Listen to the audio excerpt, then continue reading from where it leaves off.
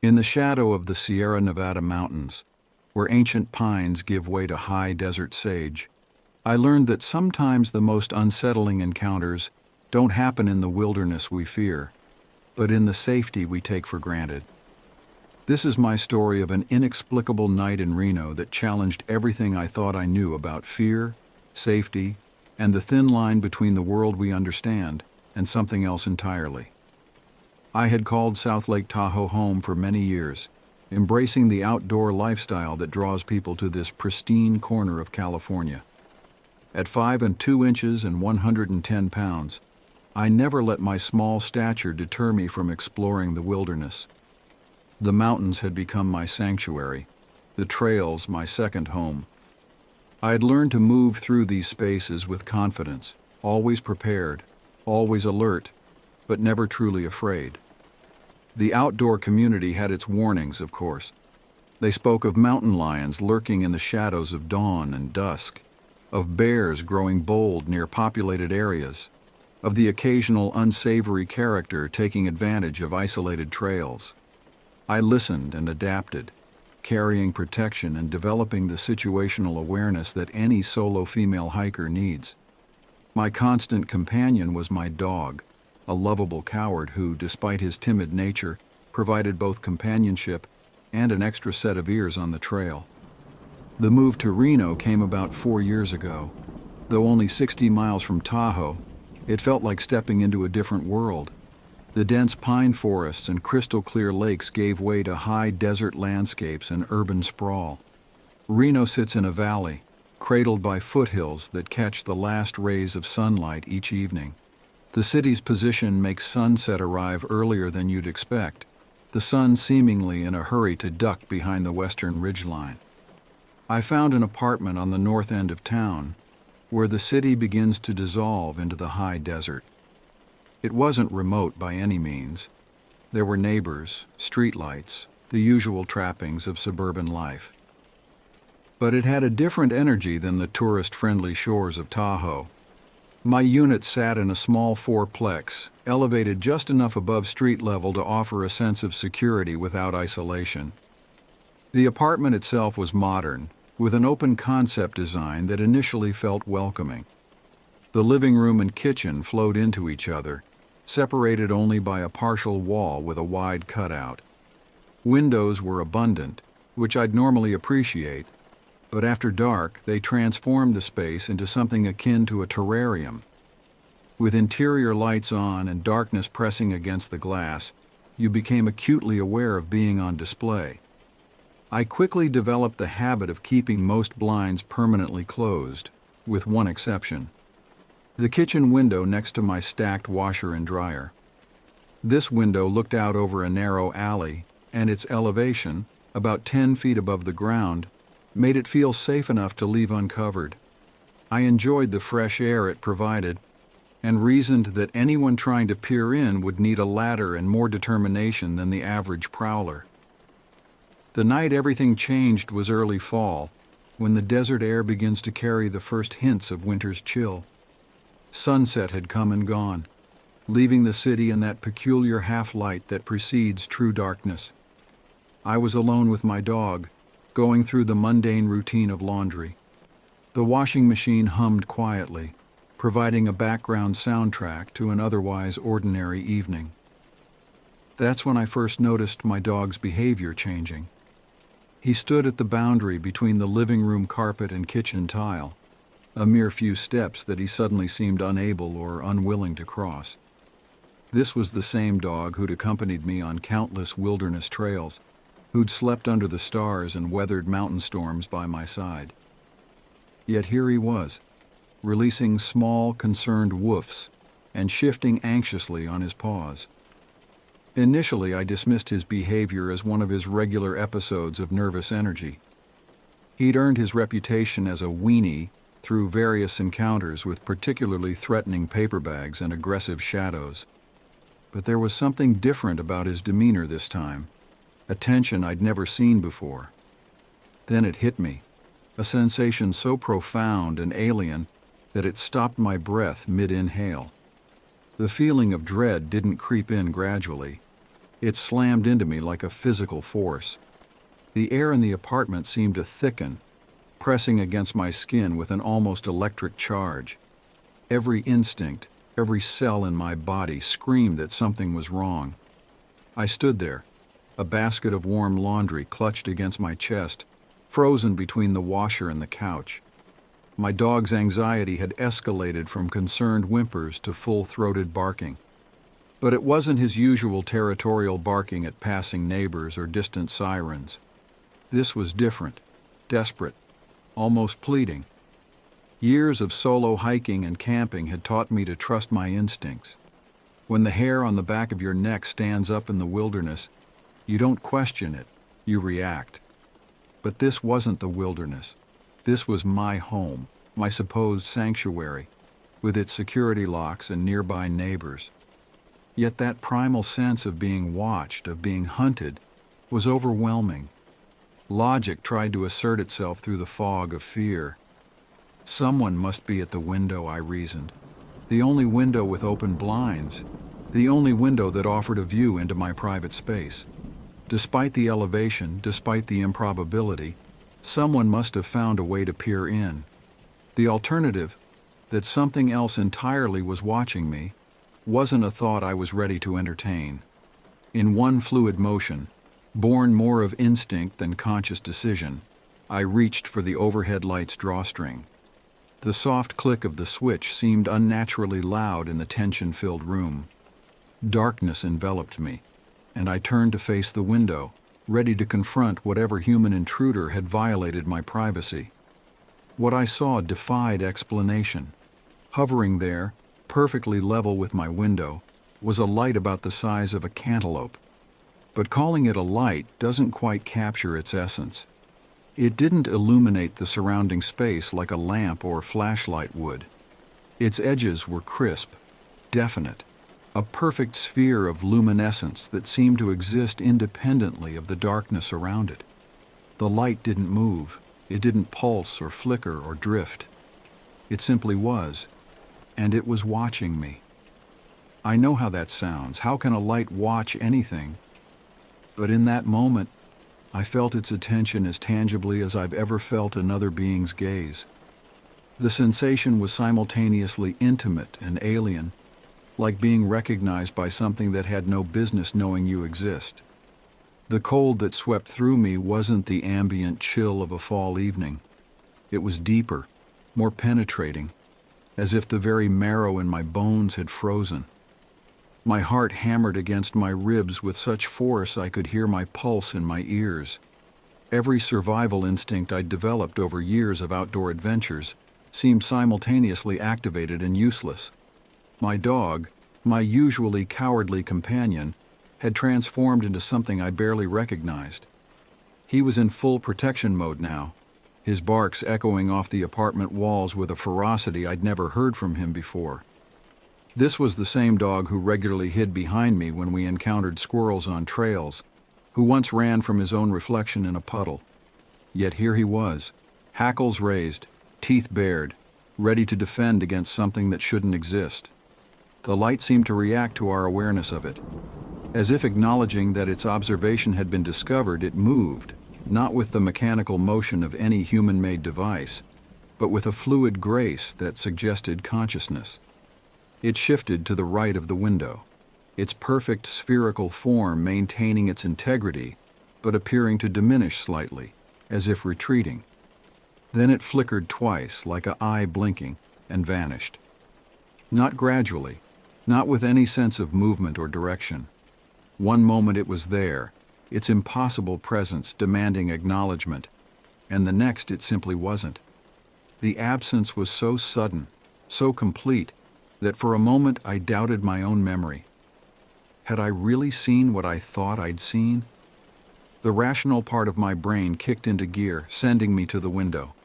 I threw it open, the cool night air rushing in, and leaned out to look in all directions. I expected to see some sign of the light's source, a drone perhaps, or someone with elaborate equipment on a neighboring roof. But the alley below was empty, the surrounding buildings dark and quiet. The night had swallowed whatever had been there. leaving no trace of its passage. That's when the knocking started. 3 distinct knocks, loud and deliberate, coming from the front window. The one with closed blinds, the one facing the street. The sound wasn't the casual rap of a neighbor or late-night visitor. These knocks had weight, intention. They seemed to resonate through the apartment with an authority that made my skin. My dog's reaction shifted instantly. He abandoned his defensive posture at the kitchen window and bolted toward the front of the apartment, transforming from fearless protector back into concerned companion.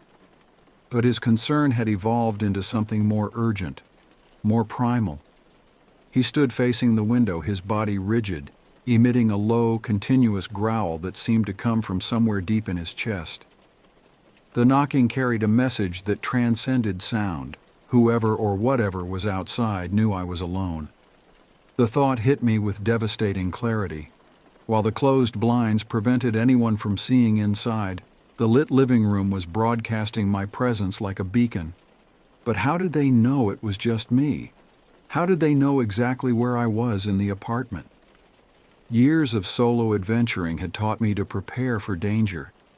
My hand found my gun with practiced familiarity as I grabbed my car keys with the other. Every muscle in my body was screaming to run, but training and experience had taught me that panic is more dangerous than almost any threat.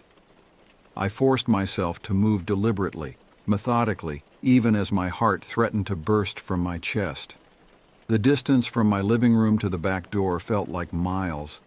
Each step had to be carefully measured, silent. My dog, showing an awareness that seemed almost supernatural, matched my movements perfectly. Gone was his earlier barking and growling.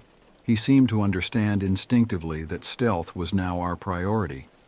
The back door had never seemed so loud as when I turned its handle, wincing at every tiny sound. The night air hit my face like a splash of cold water, bringing with it the familiar sense of sage and desert dust. My car sat just a few yards away, a modest Subaru that had carried me through countless adventures. Now it represented salvation. We made it to the car in what felt like slow motion. Every shadow seemed to hold potential threats. Every slight breeze carried whispers of movement. The car door opened with a muted click that still seemed too loud in the oppressive silence of the night. My dog didn't need any encouragement to jump in. He was already cramming himself into the passenger seat before I could fully open the door. The engine's startup seemed deafening in the quiet parking lot. I didn't dare look back at my apartment as I pulled away, afraid of what I might see in those windows. The streets of Reno welcomed us with their familiar grid pattern, each intersection taking us further from whatever had invaded our home. I found myself in a restaurant parking lot across town, hands still shaking as I ordered takeout food I barely tasted. The fluorescent lights of the Walmart parking lot where we spent the night felt like the safest place in the world, surrounded by late-night shoppers, security cameras, and the constant flow of activity that marks urban life. The night passed slowly, broken by fitful attempts at sleep and constant checking of my surroundings. My dog remained unusually alert, his eyes frequently fixing on the darkness beyond our fluorescent sanctuary. When dawn finally broke over the desert hills, it brought with it a sense of unreality about the previous night's events. Returning to the apartment the next day felt surreal. Everything was exactly as I'd left it. Laundry still piled on the couch, dishes in the sink, blinds still drawn. There were no signs of disturbance, no evidence that anything unusual had occurred. The window that had framed that impossible light looked ordinary in the daylight, just another pane of glass overlooking a mundane alley. I lived in that apartment for another year and a half, and nothing similar ever happened again. The incident stood alone, a singular rupture in the fabric of normal life that defied explanation. I went about my routines, did my laundry, walked my dog, but something had changed. The comfortable certainty that I understood the world and its rules had been shaken. It wasn't until much later, sharing this story with friends around a campfire, that I learned about the connections between knocking sounds, the feeling of being watched, and skinwalker legends. The parallels sent chills down my spine, not because they explained what happened, but because they suggested that others had experienced something similar. That somewhere in the vast expanse of human experience, there were others who had faced moments when reality seemed to bend around them. Looking back now, I'm struck by the contrast between the fears I'd prepared for and the fear I actually encountered. I'd spent years learning to protect myself from tangible threats: wild animals, dangerous people, harsh weather. I carried weapons, trained in self-defense, developed wilderness survival skills. But nothing had prepared me for a moment when the fundamental rules of reality seemed to break down. The experience changed me in subtle ways. I still hike alone, still carry my weapon, still trust my dog's instincts. But I've developed a deeper respect for the unknown, for the possibility that our carefully constructed understanding of the world might have gaps in it, places where something else can slip through. That light in my window, perfectly spherical and impossibly present, has become a dividing line in my life. Before that night, I thought I understood fear. I'd faced down mountain trails and storms, encountered bears at close range, navigated treacherous terrain. But true fear, I learned, isn't about facing known dangers. It's about confronting something that shouldn't exist, something that makes you question everything you thought you knew about reality. The Sierra Nevada mountains still rise majestically above Reno, their peaks catching the last light of day just as they did on that fall evening. The high desert still stretches out below, a landscape of subtle beauty and hidden depths. I still make my home here, still find peace in the wild places. But sometimes, when the sun sets early in the valley and the shadows begin to lengthen, I remember that night. I remember the light that watched me, the knocks that knew too much, and I wonder about what else might be out there, just beyond the edge of what we're prepared to understand. My dog still accompanies me on every adventure, still shows his characteristic cowardice at mundane threats, but sometimes I catch him staring intently into empty spaces, or reacting to something I can't perceive, and I remember how he transformed that night from fearful companion to fierce protector. In those moments, I trust his instincts more than ever, knowing that he once saw something impossible alongside me. The desert nights still hold their mysteries and the mountains keep their secrets, but I've learned to live with the uncertainty that night introduced into my life. Some questions don't have answers, some experiences defy explanation, and sometimes the best we can do is acknowledge that the world is stranger and more mysterious than we imagine.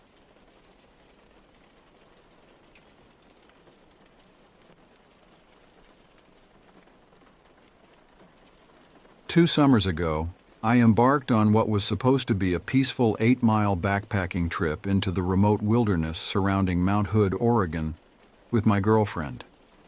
Little did we know that this adventure would become etched in our memories as one of the most terrifying experiences of our lives. As we trekked through the rugged terrain, the pristine beauty of the Pacific Northwest surrounded us. The air was crisp and filled with the scent of pine, and the sound of our footsteps on the trail was accompanied by the occasional chirping of birds. After several hours of hiking, we finally reached our destination, a serene lake nestled in a valley, surrounded by a forest of dead trees. The sight of the dead forest was both eerie and captivating. The skeletal remains of once majestic trees stood like silent sentinels around the lake, their bare branches reaching towards the sky. We chose a spot to set up camp, carefully considering our surroundings. As we worked on pitching our tent, I noticed another tent across the lake.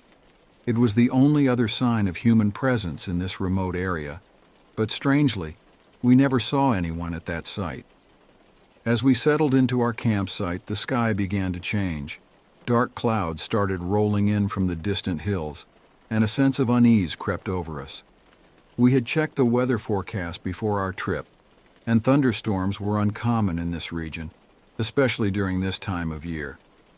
Nevertheless, we decided to prepare for the worst. We worked quickly to secure our tent, driving the stakes deep into the ground and double-checking all the guy lines. I dug a small trench around the perimeter of our tent to divert any potential rainwater.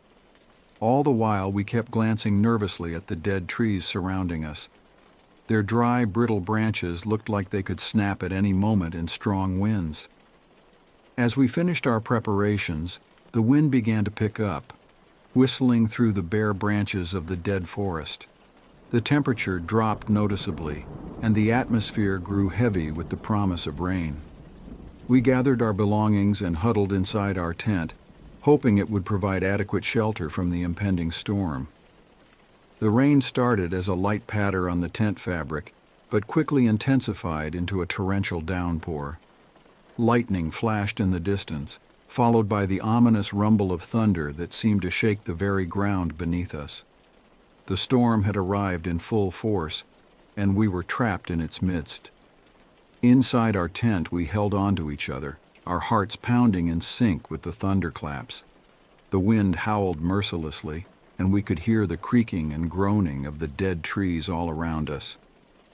Every few minutes, a loud crack would pierce through the cacophony of the storm, the sound of branches snapping under the force of the wind.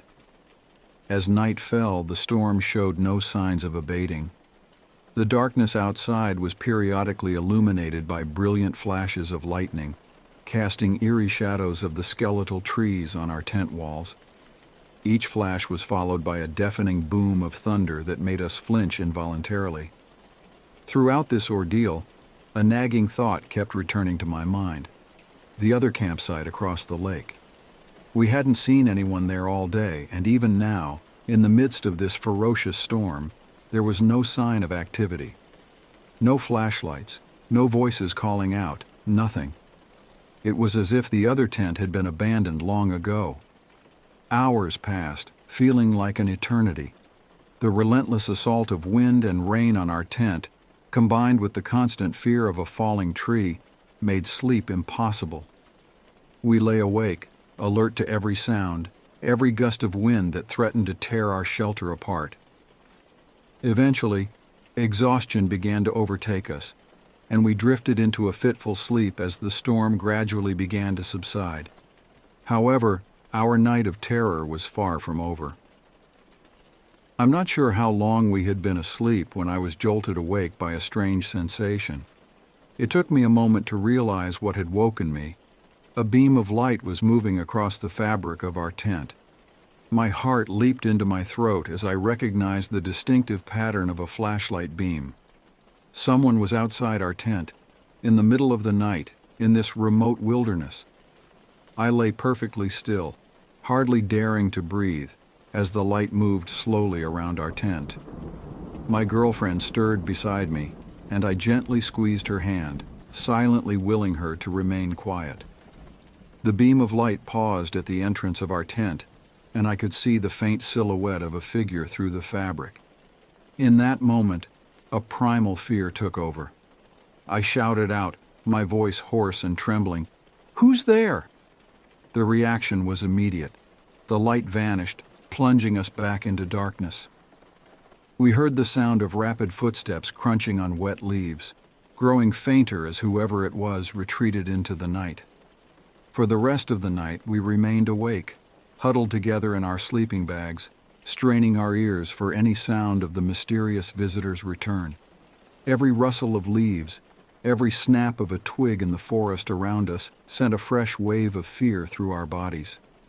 The night seemed to stretch on endlessly, each minute feeling like an hour. As the first light of dawn began to filter through the trees, we cautiously emerged from our tent. The aftermath of the storm was evident all around us. Broken branches littered the ground, and several of the dead trees had toppled over, their decaying roots unable to withstand the force of the wind. With trepidation, I turned my gaze towards the other campsite across the lake. In the gray light of early morning, it looked completely deserted. The tent was still there, but there was no sign of life, no movement, No smoke from a morning campfire. Nothing. We quickly packed up our belongings, our hands shaking as we dismantled our tent and stuffed our gear into our backpacks. Neither of us spoke much. The events of the night had left us shaken and eager to return to civilization. As we hiked out of the wilderness, retracing our steps from the day before, I couldn't shake the feeling of being watched. Every so often I would turn around abruptly, half expecting to see someone following us. But there was never anyone there, just the silent, indifferent forest. The memory of that night still haunts me to this day. The ferocity of the unexpected storm, the vulnerability we felt in our fragile tent surrounded by precarious dead trees, and the chilling encounter with the unknown flashlight bearer. It all comes back to me in vivid detail during quiet moments. I've often wondered about the other campsite. Who had set up that tent? Were they somehow connected to our nocturnal visitor?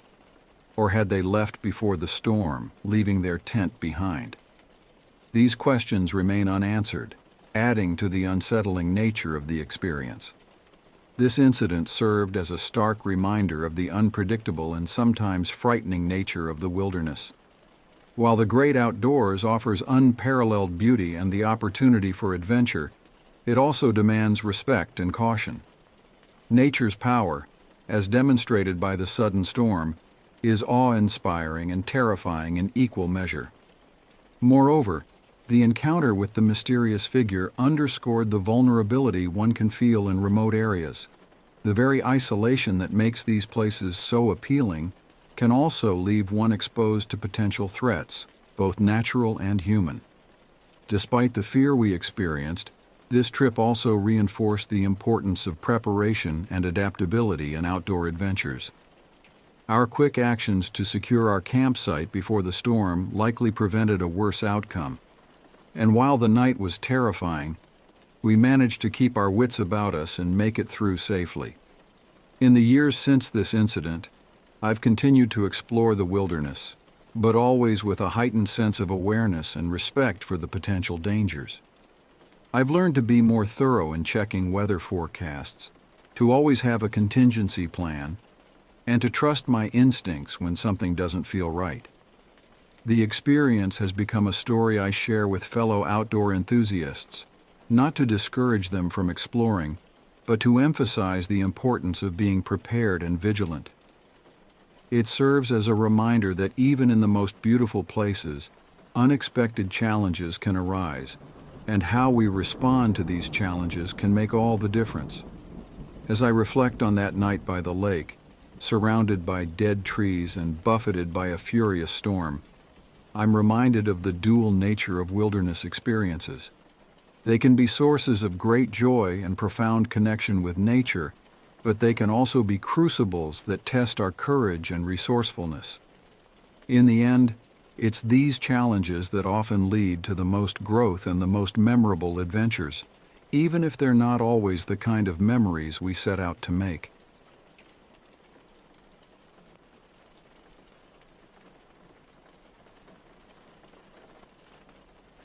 It was the last week before I had to head back to college, and the weight of ending summer was heavy on all of us. My friends Jess and Katie decided we needed one final adventure before the semester started, something more memorable than our usual Netflix binges and part-time jobs.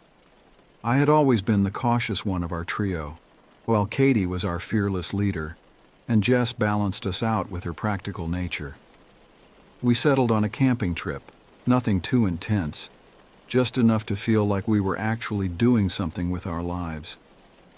The morning of our trip arrived with perfect weather, one of those late August days where summer stubbornly holds on with warm sunshine and a gentle breeze.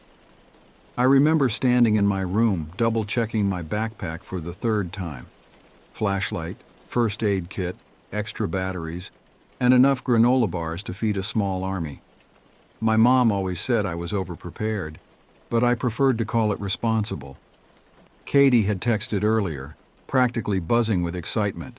"Don't forget your sleeping bag this time." She never let me live down that one time at summer camp.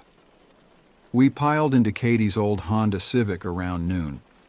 The car had definitely seen better days, but it was our chariot of adventure, complete with a temperamental AC and a stereo that only worked if you hit it just right. Jess claimed shotgun, leaving me in the back with our gear, but I didn't mind. I was too busy soaking in the moment, windows down, hair whipping around, Miley Cyrus's Wrecking Ball blasting for what felt like the 100th time. Katie knew every word and belted it out with theatrical passion, while Jess filmed her for Snapchat, both of them laughing hysterically. The drive to our destination took about an hour, following Jesse's older brother's directions to what he promised would be the perfect spot. "It's secluded," he'd said, "but not too far from civilization. You'll love it." As we drove deeper into the countryside, the sprawling suburbs gave way to scattered farms and eventually thick forests.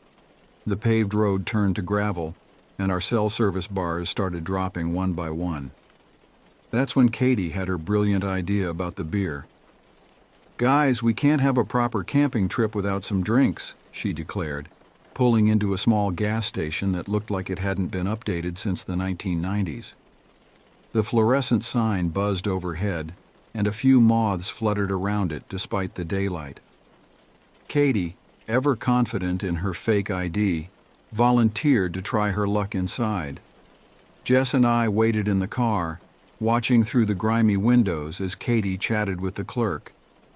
$10 says she pulls it off," Jess wagered, but I knew better.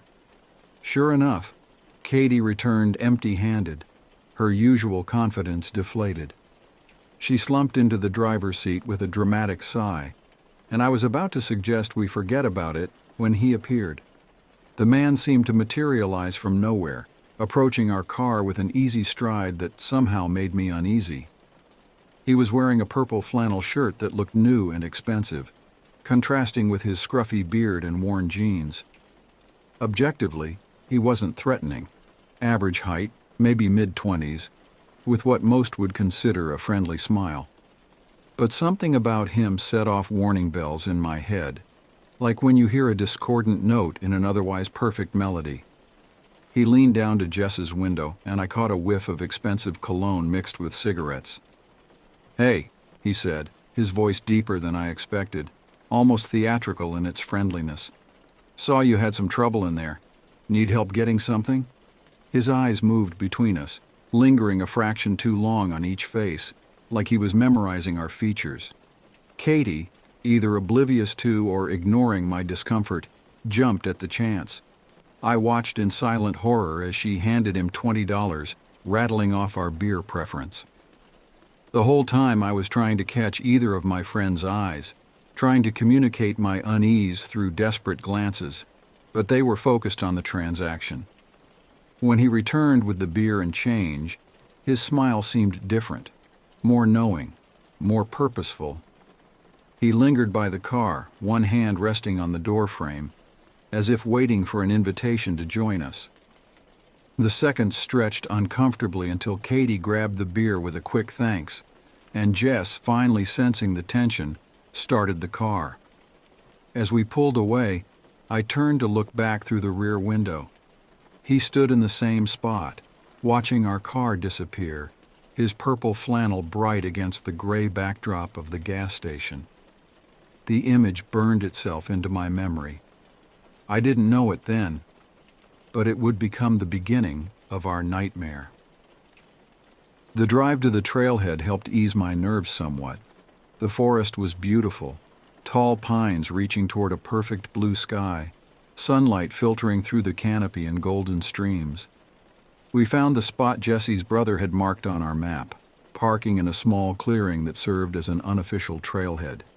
The hike itself was gorgeous, a narrow path winding through old-growth forest, crossing small streams, and opening occasionally to reveal stunning valley views. But as the afternoon wore on, something felt off. At first it was subtle. The occasional snap of a twig that seemed too deliberate, the rustle of leaves that didn't match the wind's pattern. I kept looking over my shoulder, expecting to see something, or someone, but there was only forest. Jess and Katie were ahead of me on the trail, taking pictures and pointing out interesting plants, seemingly unaware of my growing unease. We found a perfect camping spot just as the sun began its descent, a small clearing near a babbling stream, sheltered by enormous pines. As we set up camp, I tried to shake off my paranoia. The forest was naturally full of sounds, I told myself. But even as we built our fire and started roasting marshmallows, I couldn't fully relax. The beers we'd gotten earlier helped take the edge off, and for a while everything felt normal. We shared stories and laughed about old memories, our voices carrying in the growing darkness. It wasn't until Jess suddenly went quiet, her head tilted to one side, that the fear came rushing back. "Do you guys hear that?" she whispered, her marshmallow forgotten on its stick. "It sounds like footsteps." Katie tried to play it off, but I could hear the uncertainty in her voice. "It's probably just animals, right? Like a deer or something?" But we all knew deer didn't move quite like that, with such regular, deliberate steps. We stayed up late, keeping the fire burning brighter than necessary, none of us wanting to be the first to suggest going to sleep. When we finally crawled into our tent, the sounds seemed to grow more obvious. The footsteps circled our campsite, never quite close enough to be sure, but never far enough to ignore. I lay awake in my sleeping bag, listening to Jess and Katie's breathing, knowing they were awake too, but afraid to speak. The fire had died down to embers, and I couldn't shake the feeling that we needed to make sure it was completely out. After what felt like hours, I whispered that I was going to check it. The night air was cool on my face as I unzipped the tent. The forest was different in the darkness, threatening rather than beautiful. The embers cast just enough light to create moving shadows that played tricks on my eyes. I grabbed our water bottle and approached the fire pit, trying to ignore the way the hair on the back of my neck stood up. That's when I heard it. A definite footstep behind me. Close, too close. My body froze before my mind could even process what was happening. Slowly, feeling like I was moving through molasses, I turned around. He stood there, barely 6 feet away, wearing that same purple flannel that now looked black in the darkness. The ember's glow caught his face in a way that made his friendly smile look more like a grimace. We stared at each other for what felt like an eternity, my heart pounding so hard I thought it might burst. When I finally screamed, it was like breaking a spell. He stepped backward, then turned and ran into the darkness of the forest. I bolted back to the tent, practically falling through the entrance. "We need to go now," I gasped, already grabbing my backpack. "The guy from the gas station. He's here." We packed in record time, abandoning anything that wasn't immediately necessary. The hike back to the car was terrifying. Every shadow seemed to hide a threat. Every sound made us jump. We moved as fast as we dared in the darkness, our flashlight beams bouncing wildly through the trees. The drive home was silent except for our heavy breathing and the occasional sniffle. When we finally reached Jess's house, the sky was just beginning to lighten. We sat in the driveway for a long time, processing what had happened. Despite Katie's protests about getting in trouble for the beer, I called the police and reported everything. They took our statements seriously, but never found him. Sometimes I wonder if he was just a creep who followed young women into the woods, or if he had worse intentions that my scream interrupted. I've gone camping since then, but never without remembering that night, and never without checking, and double-checking, that purple isn't among the colors my fellow campers are wearing. The experience changed us in subtle ways. Katie became more cautious about talking to strangers. Jess started taking self-defense classes. And I learned that sometimes those little warning bells in your head are worth listening to. We still get together every summer, but our adventures tend to stay within city limits now. Some lessons you only need to learn once.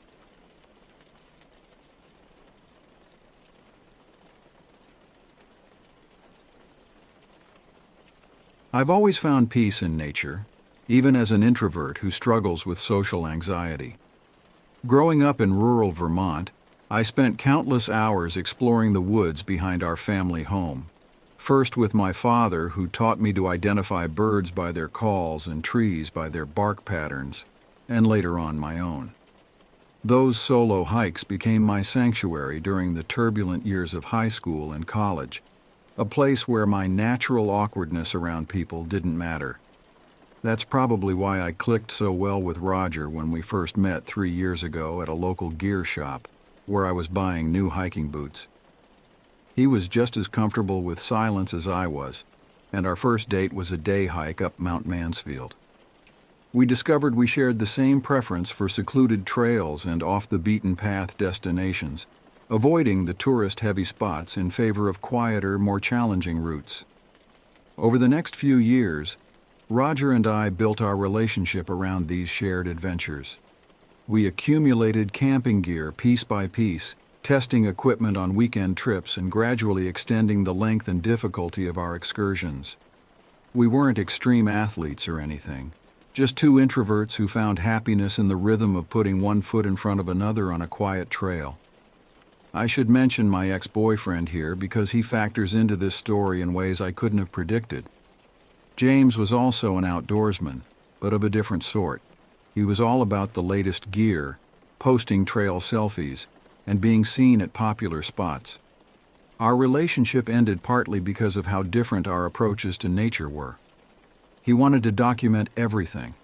I just wanted to experience it. The events I'm about to describe took place last October, during what was supposed to be a simple 3-day hiking trip in the White Mountains. Roger had heard about an unmarked trail from a coworker. Nothing dangerous, just less traveled. Perfect for us, or so we thought. Looking back, I wish I'd paid more attention to the way Roger's coworker had described the trail. There had been something off about his enthusiasm, something forced in the way he'd insisted we would love it. But I'm getting ahead of myself. To understand what happened on that trail, what really happened, you need to know that I'm not someone who scares easily in the woods. I respect nature's dangers, but I know them. Bears, weather changes, treacherous terrain, these are real risks that can be prepared for. What we encountered was something else entirely. Something that has made me question everything I thought I knew about the natural world and what might exist in its darkest corners. Before I tell you about the couple we met on the trail, the ones who called themselves Matthew and Sarah but weren't who they claimed to be, I should explain about my grandmother's ring. It was a simple silver band with a small moonstone, nothing valuable in monetary terms, but it had been her protective charm during World War II in France. She gave it to me on her deathbed, making me promise to always wear it. Until that day on the trail, I had never taken it off. The fact that it disappeared right when everything else started to go wrong, well, that's just the beginning of a story that still gives me nightmares. A story about how sometimes the real monsters aren't the creatures that might lurk in the dark, but the human shapes that smile at you in broad daylight. And about how some trails, once taken, can never really be left behind. The week before our planned departure, Roger and I spread our gear across our living room floor, checking everything twice. The forecast called for clear skies but cold temperatures, typical October weather in New England. I remember Roger being unusually thorough with our preparations, almost obsessive about having backup supplies. Now I wonder if something in his co-worker's description of the trail had unsettled him. We had the standard equipment: our 4-season tent, sleeping bags rated for below freezing, water filtration system, first aid kit. But Roger insisted on adding extra items: an emergency satellite phone, flares, and more food than we'd normally pack for a 3-day trek. When I questioned this, he shrugged it off, saying something vague about his co-worker mentioning how remote the area was. The trail itself wasn't on any official maps. Roger's co-worker had drawn us a rough sketch, marking the turn-off point from the main hiking path with an X. About 2 miles past the lightning-struck pine, he'd written, which seemed like an oddly specific landmark. I remember thinking it strange that such a challenging trail wouldn't be documented anywhere online, but I dismissed my concerns. After all, wasn't this exactly the kind of secluded experience we always sought out? We arrived at the trailhead early Thursday morning, the autumn air crisp and clean. The main parking area was empty except for a dark blue Subaru that looked like it had been there for days. Leaves collected on its hood. The beginning of the trail was exactly as described, a well-maintained path that wound through mature hardwood forest, the trees aflame with fall colors. Finding the lightning-struck pine was easy enough. Its skeletal form stood out starkly against the vibrant foliage. The turnoff, marked by a barely visible game trail, plunged into a section of forest that seemed somehow different from what we'd passed through. The trees here were older, their trunks twisted into strange shapes. The underbrush was thicker, and the ground had a springy quality that felt wrong under our boots. That's when we first heard them, footsteps behind us on the trail. They appeared so suddenly and naturally that at first I didn't question their presence. The couple emerged from around a bend as if they'd been there all along, their hiking gear looking almost too new, too clean for the rugged trail. Matthew and Sarah, they called themselves. Their smiles were perfect, too perfect. They knew details about the trail that even Roger's co-worker hadn't mentioned. They spoke about local history with the familiarity of longtime residents, yet something in their accents seemed to shift subtly throughout the conversation, as if they couldn't quite maintain consistency. It wasn't just Matthew's inappropriate comments about my physique or Sarah's strange fixation on Roger that set off alarm bells. It was the way they moved, too fluid, too coordinated. When they thought we weren't looking, they never blinked. And their backpacks made no sound when they walked, no rattling of equipment or sloshing of water bottles. The first truly terrifying moment came when I glanced down at Matthew's feet during one of our rest stops. Despite the muddy trail, his boots were immaculate, not just clean. They left no impressions in the soft ground. I tried to casually point this out to Roger, but before I could, Matthew's head snapped toward me with an impossible quickness, his smile never. As we pressed deeper into the forest, the light seemed to change character entirely.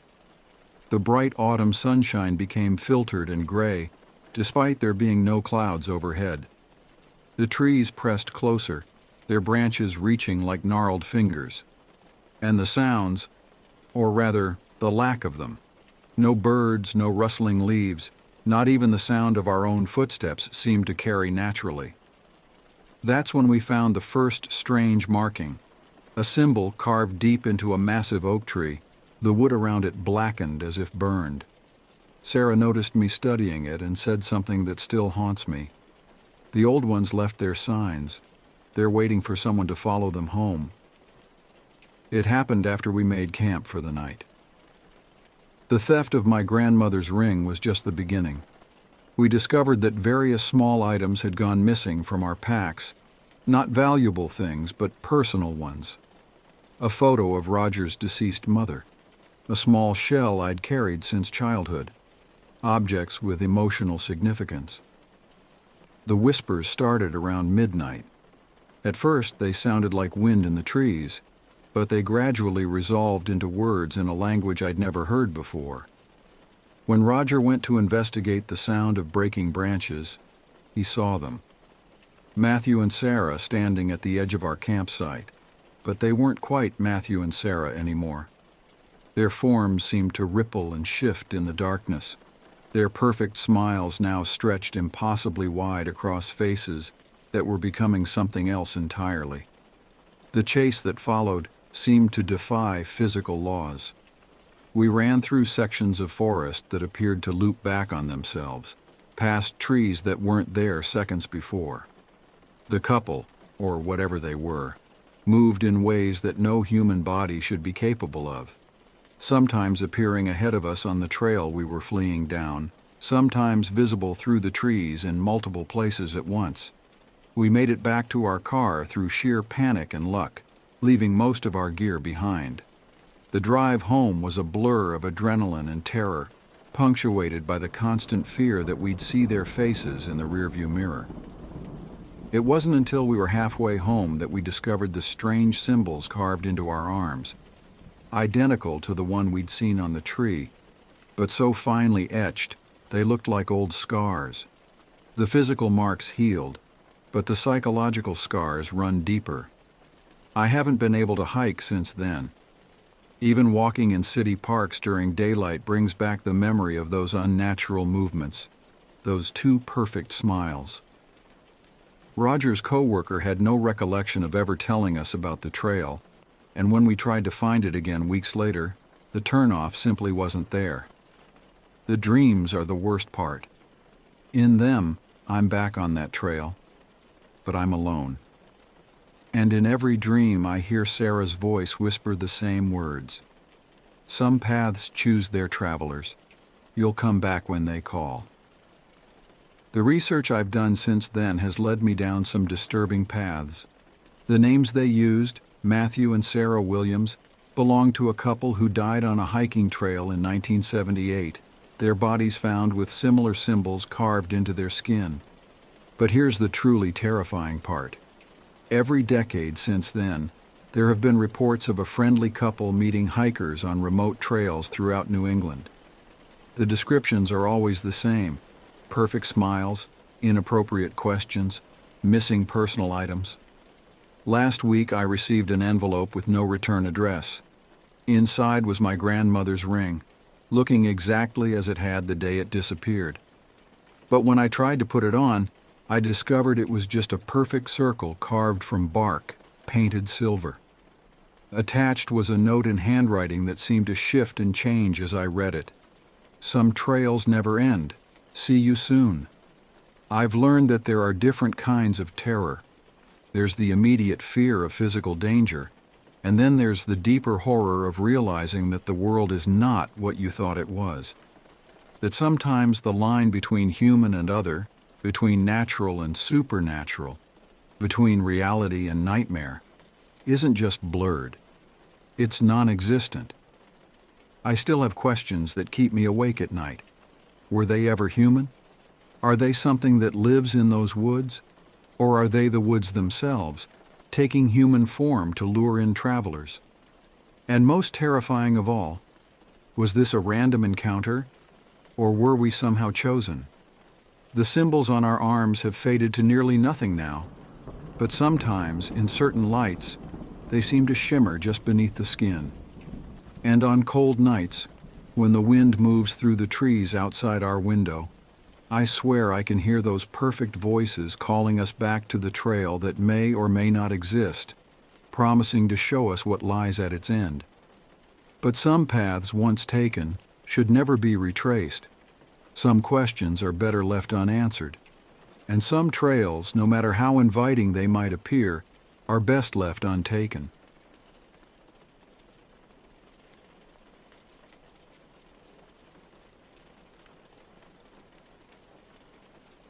The crisp mountain air filled my lungs as I zipped up my jacket, gazing at the vast expanse of wilderness before me. It was early summer, and a group of us had decided to spend a long weekend camping on my friend's family property, which bordered a sprawling national forest.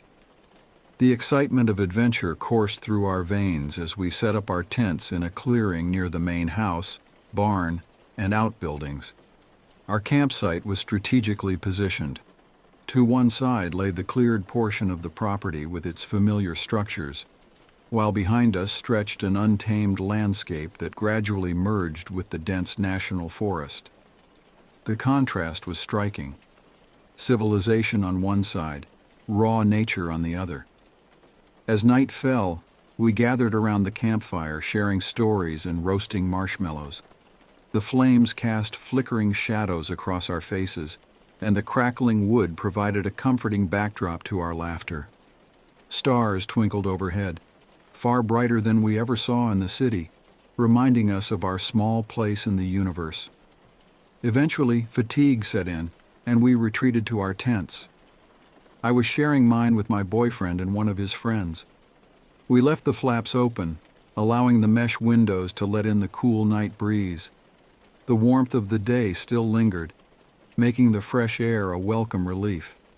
I drifted off to sleep, lulled by the gentle sounds of the forest, the distant hoot of an owl, the rustle of leaves in the breeze, the soft chirping of crickets. But something stirred me from my slumber in the dead of night. At first I couldn't pinpoint what had awakened me. The campsite was silent, save for the steady breathing of my tent mates.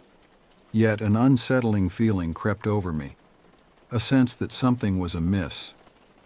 I lay still, straining my ears for any unusual sound, my eyes struggling to adjust to the darkness.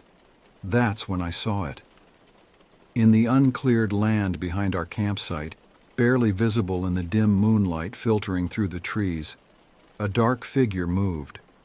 My breath caught in my throat as I watched, frozen in place.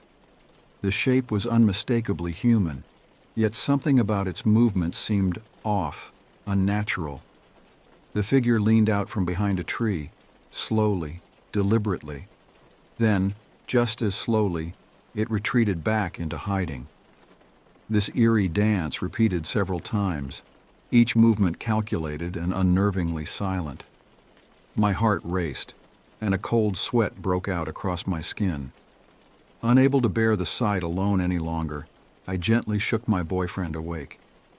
"Look," I whispered, pointing towards the trees. "Do you see that?" He rubbed his eyes, squinting into the darkness. After a moment, he shook his head. "I don't see anything," he murmured. But then his body tensed. "Wait, there's something moving out there." Just as he spoke, a shadow darted deeper into the forest, faster than before. My boyfriend's grip on my arm tightened. "That was definitely upright," he said, his voice low and tense. "Not a deer or any other animal I know." We switched places in the tent, my boyfriend taking the spot by the mesh window. Neither of us spoke, but I could feel the tension radiating from him. His friend, oblivious to the unfolding drama, continued to sleep soundly. Sleep eluded me for the rest of the night. My mind raced with possibilities, each more unsettling than the last. Who could be out there? What did they want? The property was private, and we were miles from the nearest public trail or campground. The closest neighbors were scattered along the same road, their houses far apart, separated by stretches of dense forest. As the first light of dawn broke through the trees, I finally drifted into a fitful sleep. When I awoke later that morning, the events of the night seemed like a distant nightmare. The campsite was bathed in cheerful sunlight, birds singing in the nearby trees, and my friends chatting animatedly as they prepared breakfast. I pulled my boyfriend aside, away from the others. "About last night," I began, searching his face for any sign of shared concern. He nodded, his expression serious. "I've been thinking about it too," he said. "I'm not sure what we saw, but it definitely wasn't normal." We debated whether to tell the others. In the end, we decided to keep it between ourselves, not wanting to spoil the trip for everyone else. But we agreed to stay vigilant and stick closer to the cleared areas of the property. The day passed uneventfully, filled with hikes, games, and more stories around the campfire. As night fell again, I couldn't shake the feeling of being watched. Every rustle in the bushes, every shadow cast by the firelight, seemed to hide potential threats. That night, we made sure all tents were zipped up tight, despite the warm weather. I lay awake for hours, listening intently for any sign of our nocturnal visitor. But the night remained quiet, almost unnaturally so. The next morning, unable to contain my curiosity any longer, I suggested we explore the area where we had seen the figure. My boyfriend agreed, and we set off under the pretense of a morning hike. As we approached the spot, an eerie silence fell over the forest. No bird song, no rustling leaves, just an oppressive quiet that seemed to press in from all sides. We searched the area carefully, looking for any sign of disturbance. broken twigs, footprints, anything that might explain what we had seen. At first, we found nothing, but as we were about to give up, my boyfriend called me over. There, partially hidden by a fallen log, was a single footprint. It was larger than any human print I had ever seen, and its shape was off. The toes were too long, the arch too pronounced. We stared at it in silence, the implications too disturbing to voice aloud. Without a word, we turned and hurried back to the campsite, our minds reeling. The rest of the trip passed in a blur of forced normalcy. We participated in group activities, laughed at jokes, and pretended everything was fine. But every time I looked at the tree line, I couldn't shake the feeling that something was out there, watching and waiting. As we packed up to leave on the last day, relief washed over me. Yet a part of me was reluctant to go, burning with unanswered questions. Who or what had we seen that night? What was the meaning of that strange footprint? And most importantly, why had it been watching us? The drive home was quiet, each of us lost in our own thoughts. I knew that this experience would stay with me for a long time, a reminder that even in familiar places, the unknown lurks just beyond the edges of our understanding. In the years since that camping trip, I've returned to those woods many times, both in my dreams and in reality. Each visit brings a mix of fear and fascination, a desire to uncover the truth battling with the instinct to leave some mysteries unsolved. To this day, I'm still unsure of what we encountered in those woods. Was it a lost hiker, an unknown creature, or something our minds conjured in the darkness of an unfamiliar place? The questions linger, unanswered, a testament to the enduring power of the unexplained. One thing is certain, that night changed me. It opened my eyes to the vast unknowns that exist in the world, even in places we think we know well. It taught me that the line between the familiar and the mysterious is often thinner than we realize, and that sometimes the most profound experiences are those that leave us with more questions than answers. As I sit here now recounting this tale, I can't help but wonder if somewhere out there, in the depths of that forest, that figure still roams. And I wonder, if given the chance, would I have the courage to seek it out again, to finally unravel the mystery that has haunted me for so long? Perhaps some questions are better left unanswered, some mysteries better left unsolved. But in the quiet moments, when the night is dark and the wind whispers through the trees, I find myself drawn back to that forest, to that moment when the veil between the known and the unknown lifted, if only for an instant.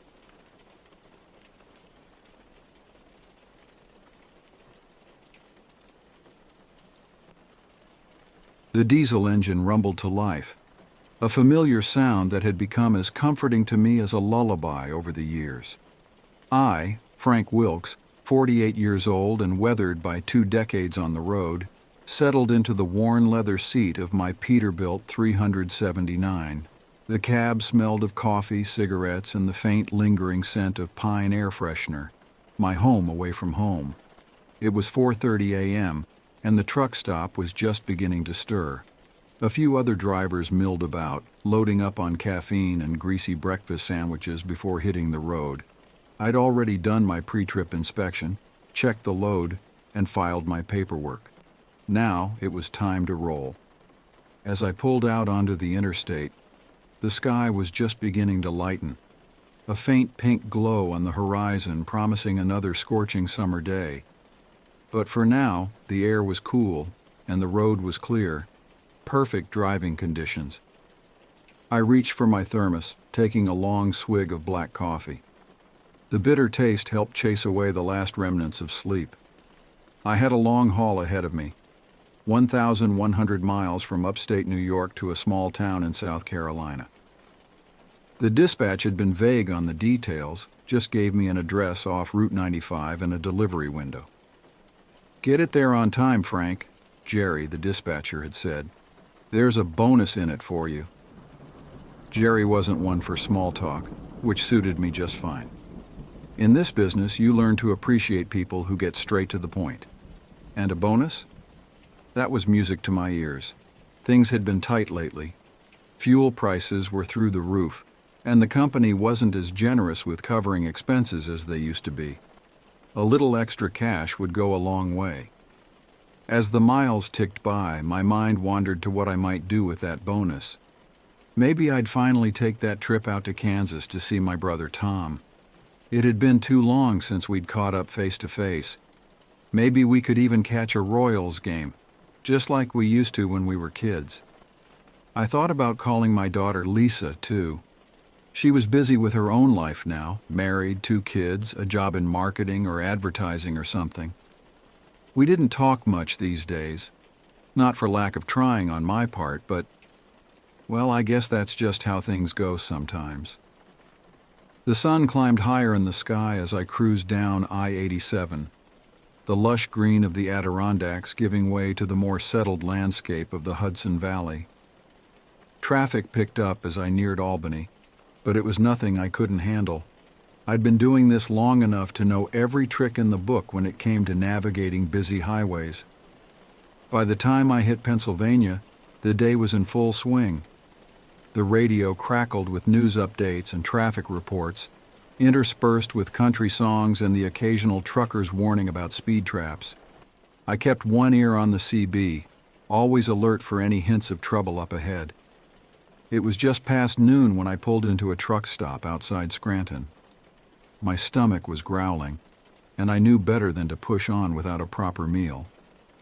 Truck stop food might not be gourmet, but it beats the hell out of trying to unwrap a sandwich while doing 70 on the interstate. The diner was busy, filled with the usual mix of truckers, families on road trips, and locals grabbing a quick bite. I slid into a booth near the window, giving me a clear view of my rig in the parking lot.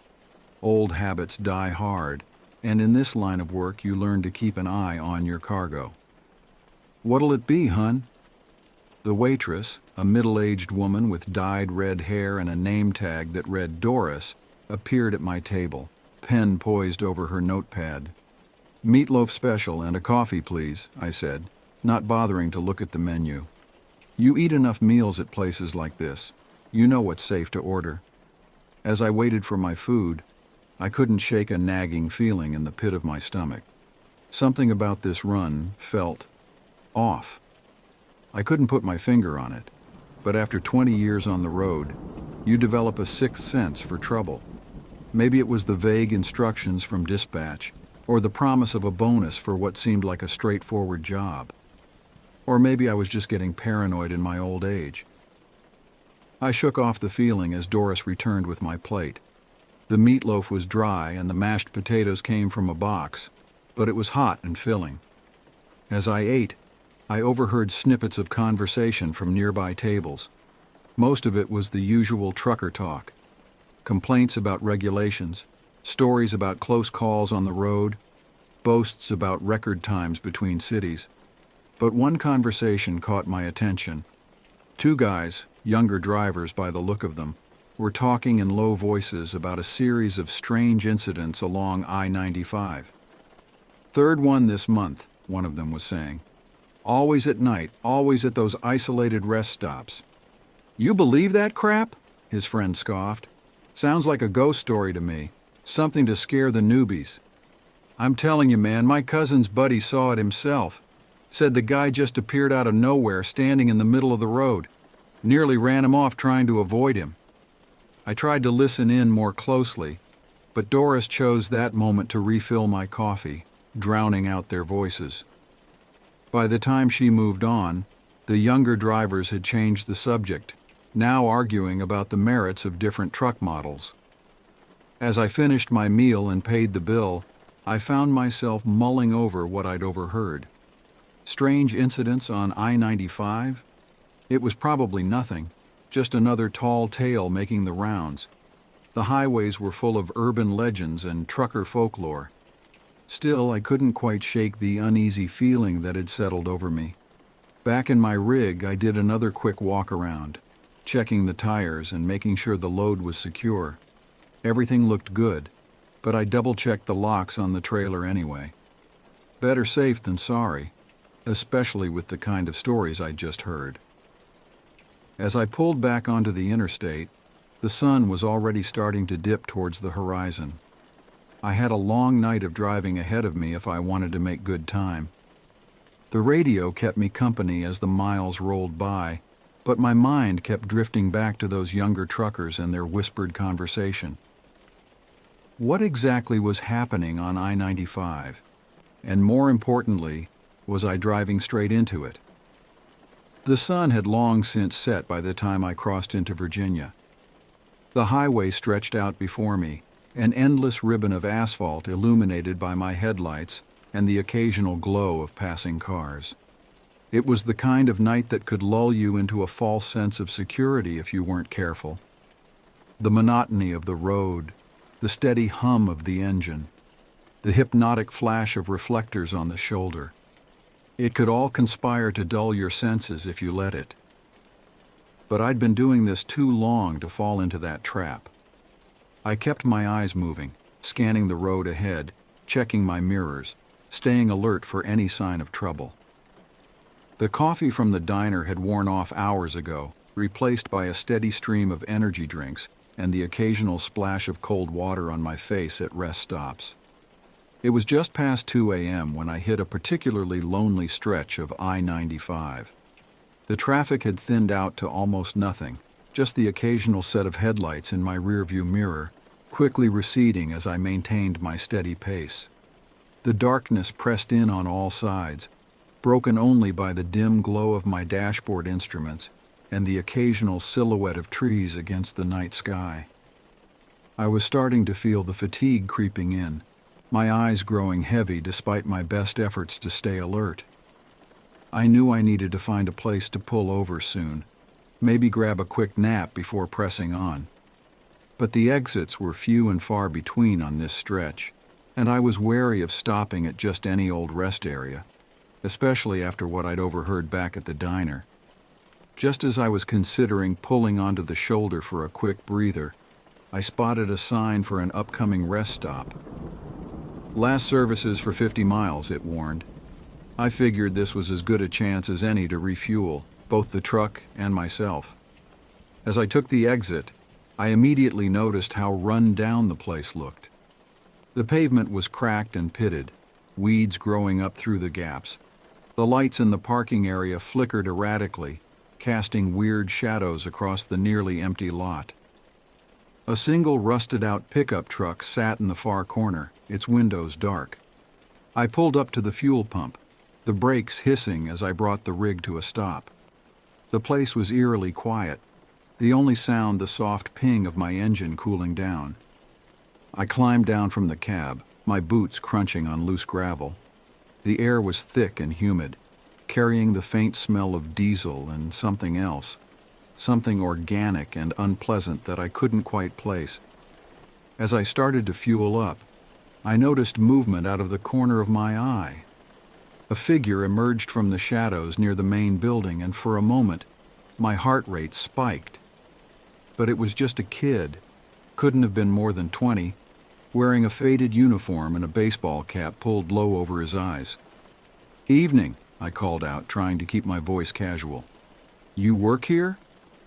The kid nodded, not saying a word. He shuffled towards me, his movements oddly stiff, almost robotic. When he got closer, I could see his eyes were bloodshot, his skin pale and waxy under the harsh fluorescent lights.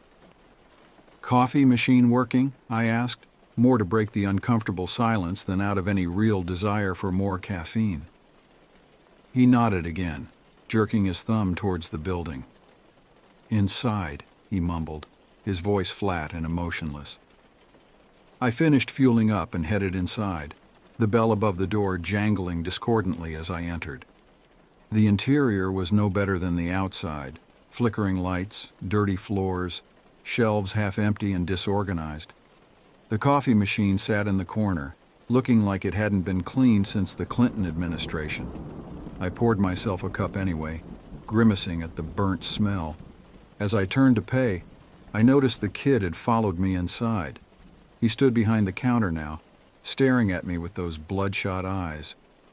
"That'll be $3.50, he said, his voice still devoid of any emotion.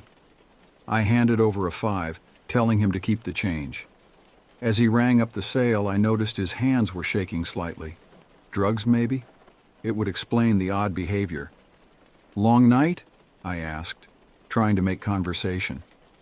He didn't respond at first, just stared at me for a long moment. Then, just as I was about to give up and leave, he spoke. "Be careful out there," he said, his voice suddenly intense. "It's not safe." I felt a chill run down my spine. "What do you mean?" I asked, but he had already turned away, shuffling towards the back of the store. I left quickly after that, the bell jangling behind me as I stepped back into the humid night air. As I walked back to my truck, I couldn't shake the feeling that something was very wrong here. The kid's warning echoed in my mind, mixing with the stories I'd overheard earlier. I was just about to climb back into my cab when I saw it. A figure, standing in the middle of the parking lot. At first I thought it might be another driver, maybe someone stretching their legs. But as my eyes adjusted to the darkness, I realized this was something else entirely. The figure was unnaturally tall, at least 6.5 feet, with broad shoulders that seemed too wide to be human. It wore dark clothes, a hoodie pulled low over its face, jeans, and heavy boots. But it was the stillness that really got to me. It didn't move, didn't shift its weight, didn't even seem to breathe. It just stood there, facing my truck, as motionless as a statue. I felt my heart start to race, adrenaline flooding my system. Every instinct I had was screaming at me to get in the truck and drive, to put as much distance between myself and this thing as possible. But I was rooted to the spot, unable to look away. Slowly, deliberately, I reached for the door handle of my truck. The moment my hand touched the cool metal, the figure's head snapped towards me. I couldn't see its face in the shadows of the hoodie, but I felt its gaze lock onto me with an almost physical force. That's when I saw the knife.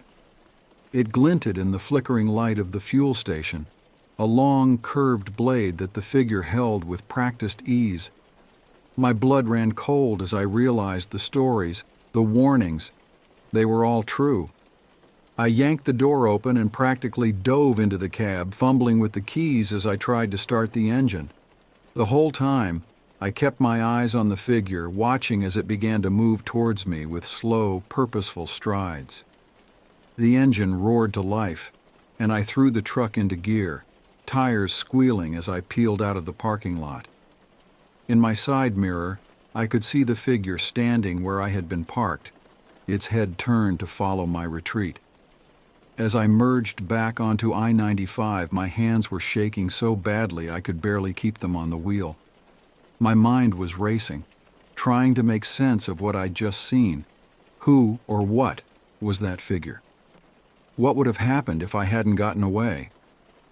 I drove through the rest of the night in a state of hyper-alertness, jumping at every shadow, every set of headlights in my mirror. By the time the sun began to rise, painting the sky in shades of pink and gold, I was exhausted, my nerves frayed to the breaking point. But I was alive. I had survived whatever it was back at that rest stop. As the miles rolled by and the day grew brighter, I tried to convince myself that it had all been a hallucination, a product of too many hours on the road and too little sleep. But deep down, I knew the truth. Something was out there, something dangerous, and I had a sinking feeling that my encounter at the rest stop was only the beginning. The sun climbed higher in the sky as I pushed on, my knuckles white on the steering wheel. I hadn't stopped since that encounter at the rest area, too wired and too scared to even consider pulling over again. But as the adrenaline wore off, exhaustion began to set in. My eyes felt gritty, and more than once I caught myself starting to drift. I knew I couldn't keep going like this. It was dangerous, not just for me, but for everyone else on the road. I needed to stop, to rest, to try and make sense of what had happened. but the thought of pulling into another rest area sent a cold shiver down my spine. It was just past noon when I spotted a sign for a truck stop ahead. Not just a rest area, but a proper truck stop with a diner, showers, and most importantly, other people. Safety in numbers, I told myself, even as another part of my brain whispered that it hadn't helped those other drivers who'd gone missing. I took the exit, my heart rate picking up as I navigated the access road. But as the truck stop came into view, I felt some of the tension leave my body. It was busy, with rigs of all sizes filling the parking lot, and a steady stream of people moving in and out of the main building. This was familiar territory, the kind of place I'd stopped at hundreds of times over the years. I found a spot to park and shut off the engine, sitting for a moment in the sudden silence. Now that I'd stopped moving, the events of the night came crashing back over me. The rundown rest stop, the eerie attendant, and that thing in the parking lot. It all seemed like a bad dream in the bright light of day. But the fear had been real. The danger had been real. And I knew I couldn't just brush it off. I climbed down from the cab, my legs stiff from hours of driving. The air was thick with the smell of diesel and frying food, and the sound of idling engines created a constant background hum. I made my way towards the main building, my eyes darting around, half expecting to see that tall, dark figure lurking in the shadows. Inside, the diner was crowded and noisy, filled with the chatter of truckers and the clink of cutlery on plates. I found an empty booth near the back, sliding in with a groan as my tired muscles protested. A waitress, her name tag reading Marge, appeared almost immediately, coffee pot in hand. "Rough night, sugar?" she asked, filling my cup without waiting for a response. I nodded, wrapping my hands around the warm mug. "You could say that." Marge gave me a sympathetic look. "You want the usual trucker special?" "Yeah, thanks," I said, not even bothering to look at the menu. I knew it would be eggs, bacon, hash browns, the kind of hearty fare designed to fuel long hours on the road. As Marge walked away, I overheard snippets of conversation from the booth behind me.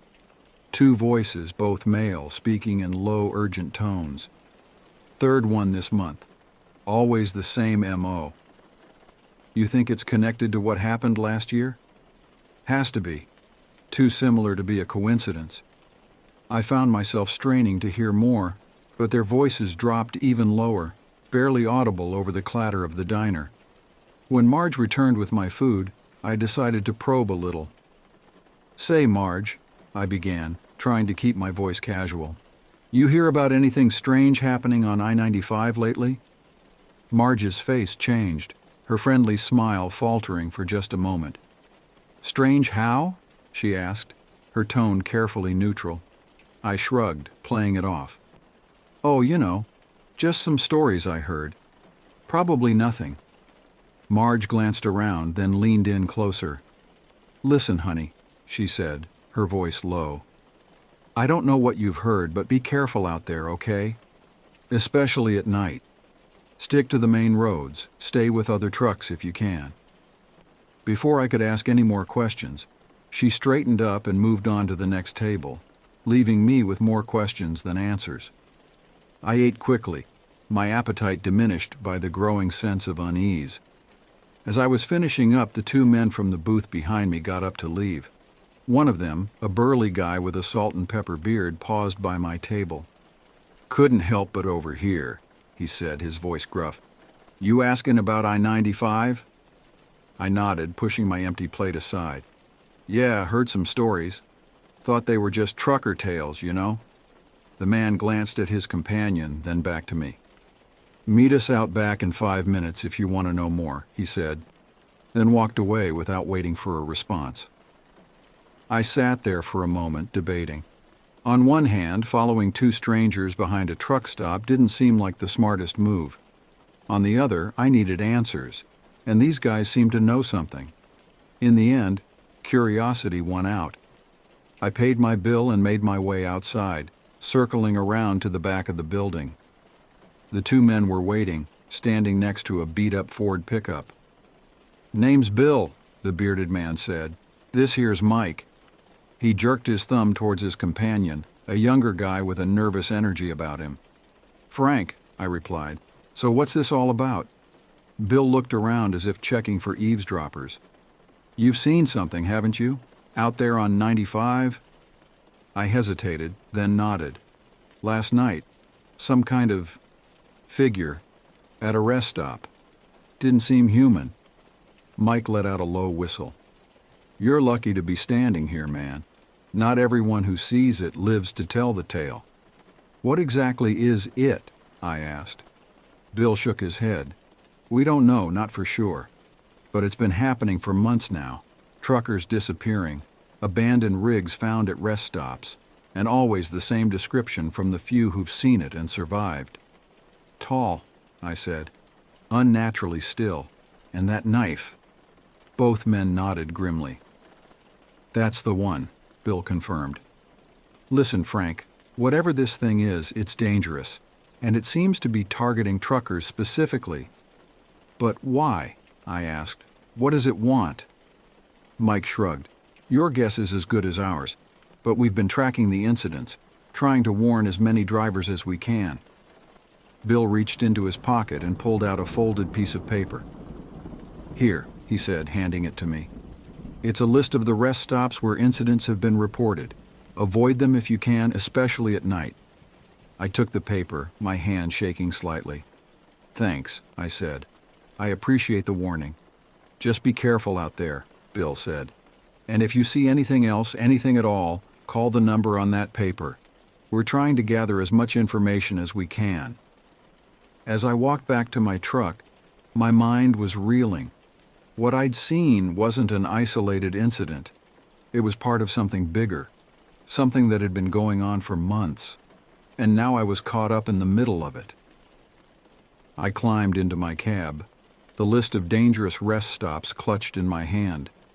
My delivery deadline suddenly seemed a lot less important in the face of what I'd learned, but I couldn't just abandon my run. I had a job to do and I needed the money. As I started the engine, I made a decision. I'd continue on to South Carolina, but I'd be a lot more careful about where and when I stopped. And once this run was over, I'd have some serious thinking to do about my future on the road. I pulled out of the truck stop, merging back onto I-95. The highway stretched out before me, familiar yet suddenly alien. As the miles rolled by, I couldn't shake the feeling that somewhere out there, in the gathering darkness, something was watching, waiting, and I had a sinking feeling that my encounter with it was far from over. The rest of the day passed in a blur of highway miles and paranoid glances at my rearview mirror. Every time I saw a figure by the roadside or a car pulled over on the shoulder, my heart would race, expecting to see that tall, dark silhouette. But each time it was just an ordinary traveler or a state trooper doing their rounds. As night fell, the tension ratcheted up another notch. The list Bill had given me felt like it was burning a hole in my pocket. I'd memorized the names of the rest stops to avoid, but that didn't make me feel any safer. If anything, it made the darkness outside my windows seem more menacing, full of unknown threats. I was about an hour north of the South Carolina border when my fuel gauge started creeping towards empty. I'd been pushing it, trying to avoid stopping, but I knew I couldn't make it to my destination without refueling. I scanned the upcoming exit signs, looking for a truck stop that wasn't on Bill's list. Finally, I spotted one that seemed safe, a well-lit Pilot Travel Center just off the highway. I took the exit, my muscles tense as I navigated the access road. The travel center was busy, which I took as a good sign. Plenty of other trucks, a steady stream of cars at the gas pumps. Safety in numbers, I reminded myself. I pulled up to one of the diesel pumps and climbed down from the cab, my eyes darting around as I started to fuel up. Everything seemed normal, but I couldn't shake the feeling of being watched. I tried to tell myself it was just paranoia, the result of too little sleep and too much stress, but the feeling persisted. As I waited for the tank to fill, a car pulled up to the pump on the other side. A woman got out, mid-30s I'd guess, with long dark hair pulled back in a ponytail. She glanced my way and gave a polite nod, which I returned automatically. "Long haul?" she asked, gesturing to my rig. I nodded, trying to keep my voice casual. "Yeah, heading down to South Carolina." She smiled. "Same here. Well, not the long haul part. I'm just going to visit my sister in Charleston." I was about to respond when movement caught my eye. A figure was walking across the lot, tall and broad-shouldered, wearing dark clothes. For a moment my heart stopped, but as the figure passed under a light, I saw it was just another trucker heading towards the store. The woman must have noticed my reaction. "You okay?" she asked, her brow furrowed in concern. I forced a smile. "Yeah, sorry. Just tired, I guess, playing tricks on my eyes." She nodded sympathetically. "I get that. I've done a few long drives myself. You be careful out there, okay? The roads can be dangerous at night." If only she knew, I thought. "Thanks," I said aloud. "You too." I finished fueling up and headed inside to pay and grab some coffee. The store was brightly lit and crowded, which helped ease my nerves a bit. I paid for my fuel and coffee, then headed back to my truck. As I approached my rig, I noticed something that made my blood run cold. There was a piece of paper tucked under my windshield wiper. With shaking hands, I pulled it out and unfolded it. In crude, jagged handwriting, it read, "I see you, Frank." I looked around wildly, my heart pounding in my chest.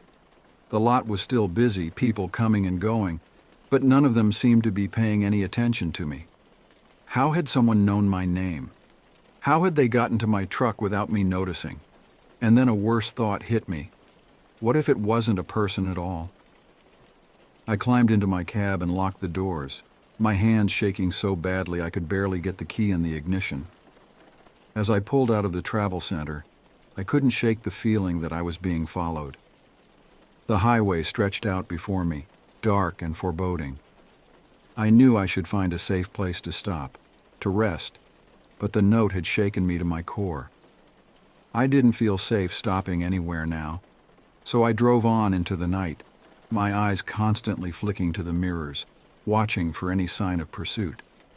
The miles ticked by, each one bringing me closer to my destination, but also deeper into what felt like a waking nightmare. As I crossed the South Carolina border, a new thought occurred to me. What if my destination wasn't safe? What if this whole job was some kind of setup? The vague instructions, the promise of a bonus, it all suddenly seemed suspicious. But I was committed now. I had a job to do, and I needed the money. All I could do was stay alert, stay cautious, and hope that I'd make it through this delivery in one piece. As the first hints of dawn began to lighten the eastern sky, I saw a sign for my exit coming up. This was it, the final stretch. Whatever was waiting for me at the end of this run, I was about to find out. I took the exit, following the GPS directions down a series of increasingly narrow and poorly maintained roads. The scenery changed from suburban sprawl to rural farmland, and finally to dense forest. The pavement gave way to gravel and then to dirt. Finally, after what felt like hours but was probably only about 45 minutes, I saw it. A large metal gate set into a high fence with a sign that read, "Private property. Deliveries report to guardhouse." I pulled up to the gate, my heart pounding. A guard emerged from the small building next to the gate, approaching my truck with a clipboard in hand. "Name and business?" he asked, his face impassive. "Frank Wilkes," I replied, my mouth dry. "I have a delivery of farm equipment." The guard checked his clipboard, then nodded. "We've been expecting you, Mr. Wilkes. Follow the road to the main complex. Someone will meet you there to handle the unloading." The gate swung open with a creak of metal, and I drove through, feeling like I was entering the lion's den. The road wound through dense forest for another mile before opening up into a large clearing, What I saw there made me gasp. It wasn't a farm. It wasn't anything I could have expected. In the center of the clearing stood a massive, futuristic-looking building, all gleaming metal and tinted glass. Surrounding it were what looked like military-grade security measures, armed guards, security cameras, even what appeared to be some kind of energy fence shimmer. My hands trembled on the steering wheel as I drove towards the complex. This was no farm equipment delivery. I was in way over my head and I knew it. But there was nowhere to run, nowhere to hide. I had to see this through. As I approached the main building, a group of men in dark suits emerged from a side entrance. They didn't look like farmers or warehouse workers. They looked like government agents, or maybe corporate security. My stomach churned with a mixture of fear and confusion. I brought the truck to a stop where they indicated and climbed down from the cab on shaky legs. One of the men, a tall, lean figure with close-cropped gray hair, stepped forward. "Mr. Wilkes," he said, his voice smooth and controlled. "Thank you for making this delivery. I'm Mr. Johnson. If you'll follow me, we can complete the paperwork and get you on your way." I wanted to run, to jump back in my truck and flee, but I knew I'd never make it past the gate. So I nodded, following Mr. Johnson towards the building. The other men fell in behind us, and I couldn't shake the feeling that I was being escorted to my doom. Inside, the building was a maze of sterile white corridors and locked doors with keypad entries. We passed laboratories where I caught glimpses of complex equipment and people in hazmat suits. What kind of place was this? Finally, we entered a large office. Mr. Johnson sat behind the desk and gestured for me to take a seat opposite him. The other men remained standing, blocking the door. "Mr. Wilkes," Johnson began, "I imagine you have questions." I laughed, a harsh, nervous sound. "Yeah, you could say that. What is this place? What's really in my truck?" Johnson smiled, but it didn't reach his eyes. "What's in your truck, Mr. Wilkes, is exactly what you were told. Farm equipment, but not the kind you're thinking of." He pressed a button on his desk, and a large screen on the wall flickered to life. What I saw made my blood run cold. It was footage from a highway at night. A tall, dark figure stood in the middle of the road, the same figure I had seen at the rest stop. But as I watched, the figure changed. Its form shifted, limbs elongating, skin rippling.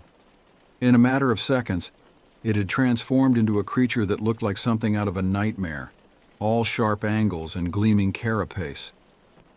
"What you encountered, Mr. Wilkes," Johnson said, his voice calm, "was not human. It's a being from elsewhere. We've been tracking its activities for months now." My mind reeled.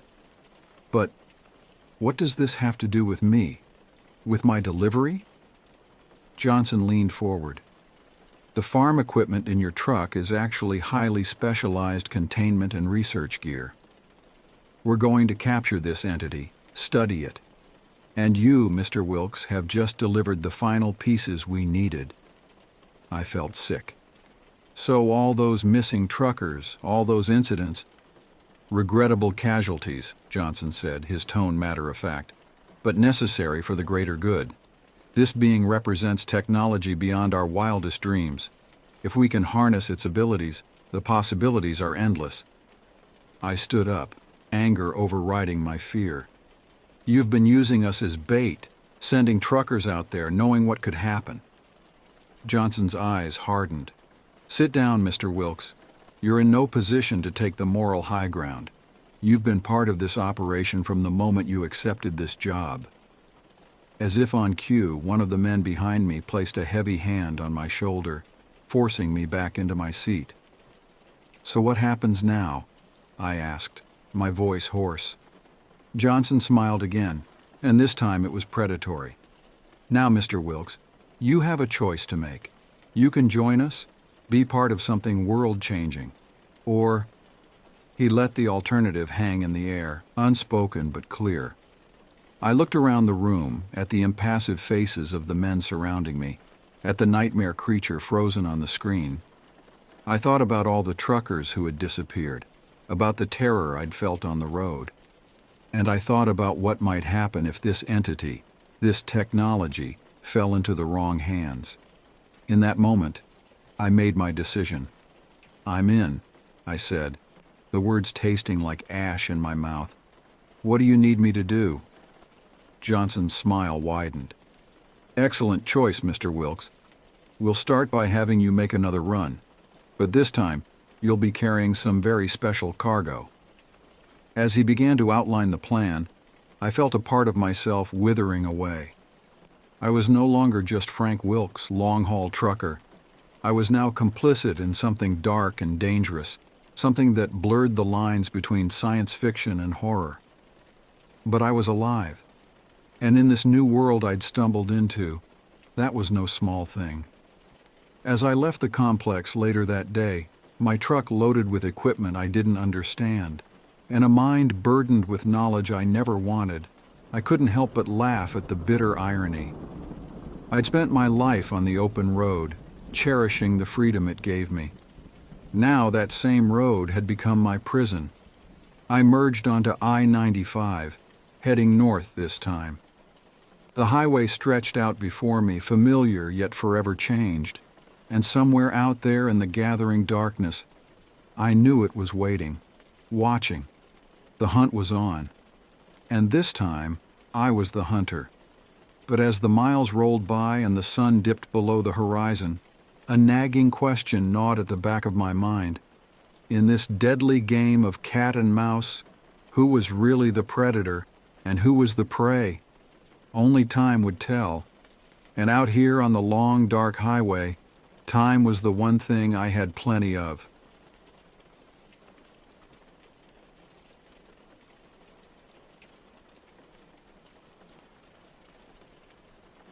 I live in Romania, in a small town nestled among the rolling hills of Moldova, the northeastern region of the country. The landscape here is a patchwork of ancient traditions and post-communist transformation, where weathered Orthodox churches stand alongside crumbling concrete apartment blocks. Our region is known for its pristine forests and traditional villages that seem frozen in time, where elderly women still wear hand-woven headscarves and shepherds guide their flocks through mist-shrouded valleys. The air carries the perpetual scent of wood smoke from household fires, mixing with the sweet fragrance of wild apple trees that dot the hillsides. A few years ago, when I was transitioning between 5th and 6th grade, our homeroom teacher, a stern but caring woman who had witnessed our earliest academic struggles, decided to organize one final class trip before we moved on to middle school. She had been with us for 4 years, watching us grow from timid children into preteens, guiding us through the complexities of elementary education, with a patience that only now, years later, do I truly appreciate. The destination was a mountain resort hotel, a sprawling complex that embodied Romania's complicated relationship with its past. The property consisted of 2 distinct buildings, one dating back to the communist era with its characteristic brutalist architecture, all sharp angles and exposed concrete, and a newer wing built after the revolution, featuring modern amenities and large panoramic windows that reflected the surrounding pine forests. The contrast between the 2 structures was striking.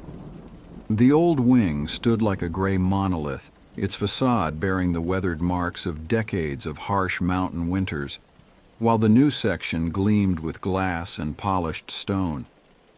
Our class of 24 students was split between the 2 buildings, supposedly at random, though we later wondered if there had been some purpose behind the arrangements, perhaps based on some administrative logic we couldn't comprehend at our young age. I ended up in the older building with 2 of my closest friends, Gabby and another girl I'll call Anna. Our friendship had been forged through years of shared classes, whispered secrets, and the kind of unwavering loyalty that seems possible only in childhood. We were assigned a room on the 4th floor, the highest level of the building, with worn carpet floors in a faded burgundy pattern and dated furnishings that somehow added to its charm. The room featured heavy wooden furniture that bore the distinctive style of 1970s Romanian manufacturing, sturdy but unimaginative, built to last rather than to please the eye. Adjacent to our room were 4 other classmates, all girls in a slightly larger corner unit. The first few days of camp passed uneventfully, filled with typical activities, swimming in the indoor pool where the chlorine smell mixed with the musty scent of the old building. Nature walks through forests where every tree seemed to hold centuries of stories. And evening games in the hotel's conference room, where the fluorescent lights buzzed overhead like trapped insects. The weather was perfect, marking the beginning of what promised to be a beautiful Romanian summer, with warm days giving way to cool mountain evenings filled with the sound of crickets and distant owls. It was between the 4th and 5th day when the atmosphere shifted, though none of us could pinpoint exactly what had changed.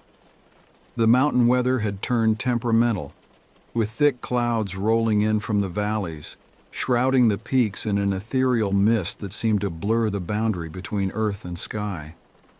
That particular night, we followed our usual routine, which had become a comforting ritual in this unfamiliar place. Our teacher, wearing her customary floral print dress and sensible shoes that squeaked against the linoleum hallway floors, would make her rounds at 10 p.m., checking that everyone was in their assigned rooms. We left our doors unlocked as required, a practice that felt strangely vulnerable yet somehow appropriate in this remote mountain setting. In our room, Anna and I shared the larger double bed, its springs creaking with every movement, while Gabby had the single bed pressed against the opposite wall, which she had initially complained about but later accepted with reluctance. The mattresses were typical of communist-era hotels, thin and unyielding, covered with rough sheets that smelled faintly of industrial detergent and time. We always kept the television on, its soft static providing comfort against the encompassing darkness of the mountain night. The old TV, a hulking electronica model that was probably as old as our parents, never received proper reception at this altitude. Instead, it displayed only a grainy white screen interspersed with dancing black and gray spots, creating abstract patterns that seemed to move with purpose if you stared too long. The gentle hum of its cathode ray tube filled the room with a low electronic drone that somehow made the silence beyond our walls feel even more profound. Around midnight, Anna asked if I could help her with building something in a mobile game she was playing. Her voice sounded unusually small in the darkness, as if the heavy mountain air was muffling her words. She mentioned being exhausted from the day's hiking excursion. We had climbed to a nearby monastery, our legs burning from navigating steep, root-covered paths, but wanted to complete this task before sleeping.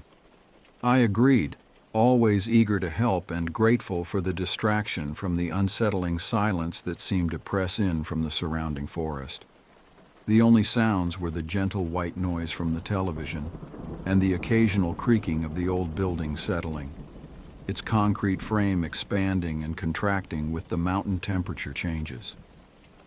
As I focused on Anna's phone, its blue light casting strange shadows across our faces, an inexplicable chill ran down my spine, the kind that usually follows watching a particularly disturbing horror movie. The sensation wasn't just emotional, it was physical, as if someone had pressed an ice cube against the nape of my neck. Every shadow in the room suddenly seemed more pronounced, every slight sound more significant. The corners of the room, already dim in the television's flickering light, appeared to deepen, as if they extended far beyond the physical constraints of our fourth-floor accommodations. I tried to rationalize these feelings, attributing them to an overactive imagination fueled by too many ghost stories shared during our evening gatherings, but they only intensified. Then, without warning, Anna sat upright in her bed, the springs protesting sharply in the silence. Her movements were unnaturally rigid, almost mechanical, like a puppet being manipulated by unseen strings. The phone slipped from her hands, landing face down on the rough blanket. I called her name several times, each attempt more desperate than the last, but she remained unresponsive, staring through me rather than at me. The blue light from the fallen phone illuminated her face from below, creating deep shadows under her eyes. When she finally spoke, her voice was different, flatter, devoid of its usual warmth, lacking the slight Moldovan accent that typically colored her speech. "Hello, my name is Anna." The words felt rehearsed, as if spoken by someone trying to impersonate her, someone who had studied her voice but couldn't quite capture its essence. My entire body froze as terror gripped me, every muscle tensing as if preparing for flight. The air in the room seemed to thicken, becoming almost syrupy with tension. I remained perfectly still, hardly daring to breathe, afraid that any movement might provoke something worse. The static from the television suddenly felt louder, more intentional, as if it were trying to communicate something through its white noise. Then, just as suddenly as it had begun, Anna smiled vacantly, a smile that didn't quite reach her eyes, and lay back down, her head hitting the pillow with an unnaturally heavy thud. She returned to sleep as if nothing had happened, her breathing immediately settling into the deep rhythm of slumber.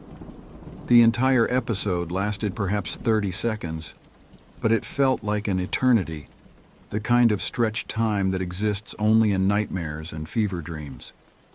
Desperate to escape the oppressive atmosphere, I carefully placed Anna's phone on the nightstand, its screen now dark, the blue glow extinguished. I turned toward the door, positioning myself so I could see both Gabby and the room's entrance. The old wooden door, with its peeling veneer and brass room number slightly askew, seemed to loom larger than usual in the dim light. The bathroom door stood ajar, as we always left it to avoid the loud creaking that occurred whenever it was opened or closed, a sound that reminded me of old bones grinding together. Through the gap, I could see the edge of the rust-stained sink and a sliver of the clouded mirror above it, its surface occasionally catching and reflecting the television's flickering light. Just as I was beginning to convince myself that Anna's behavior had been nothing more than a sleep-talking episode, perhaps triggered by the altitude and exhaustion, I heard distinct knocking sounds coming from the window. The noise was deliberate. 3 sharp raps, followed by silence, then 3 more. It wasn't the random tapping of a branch or the scuttling of a bird, but rather the intentional sound of knuckles against glass.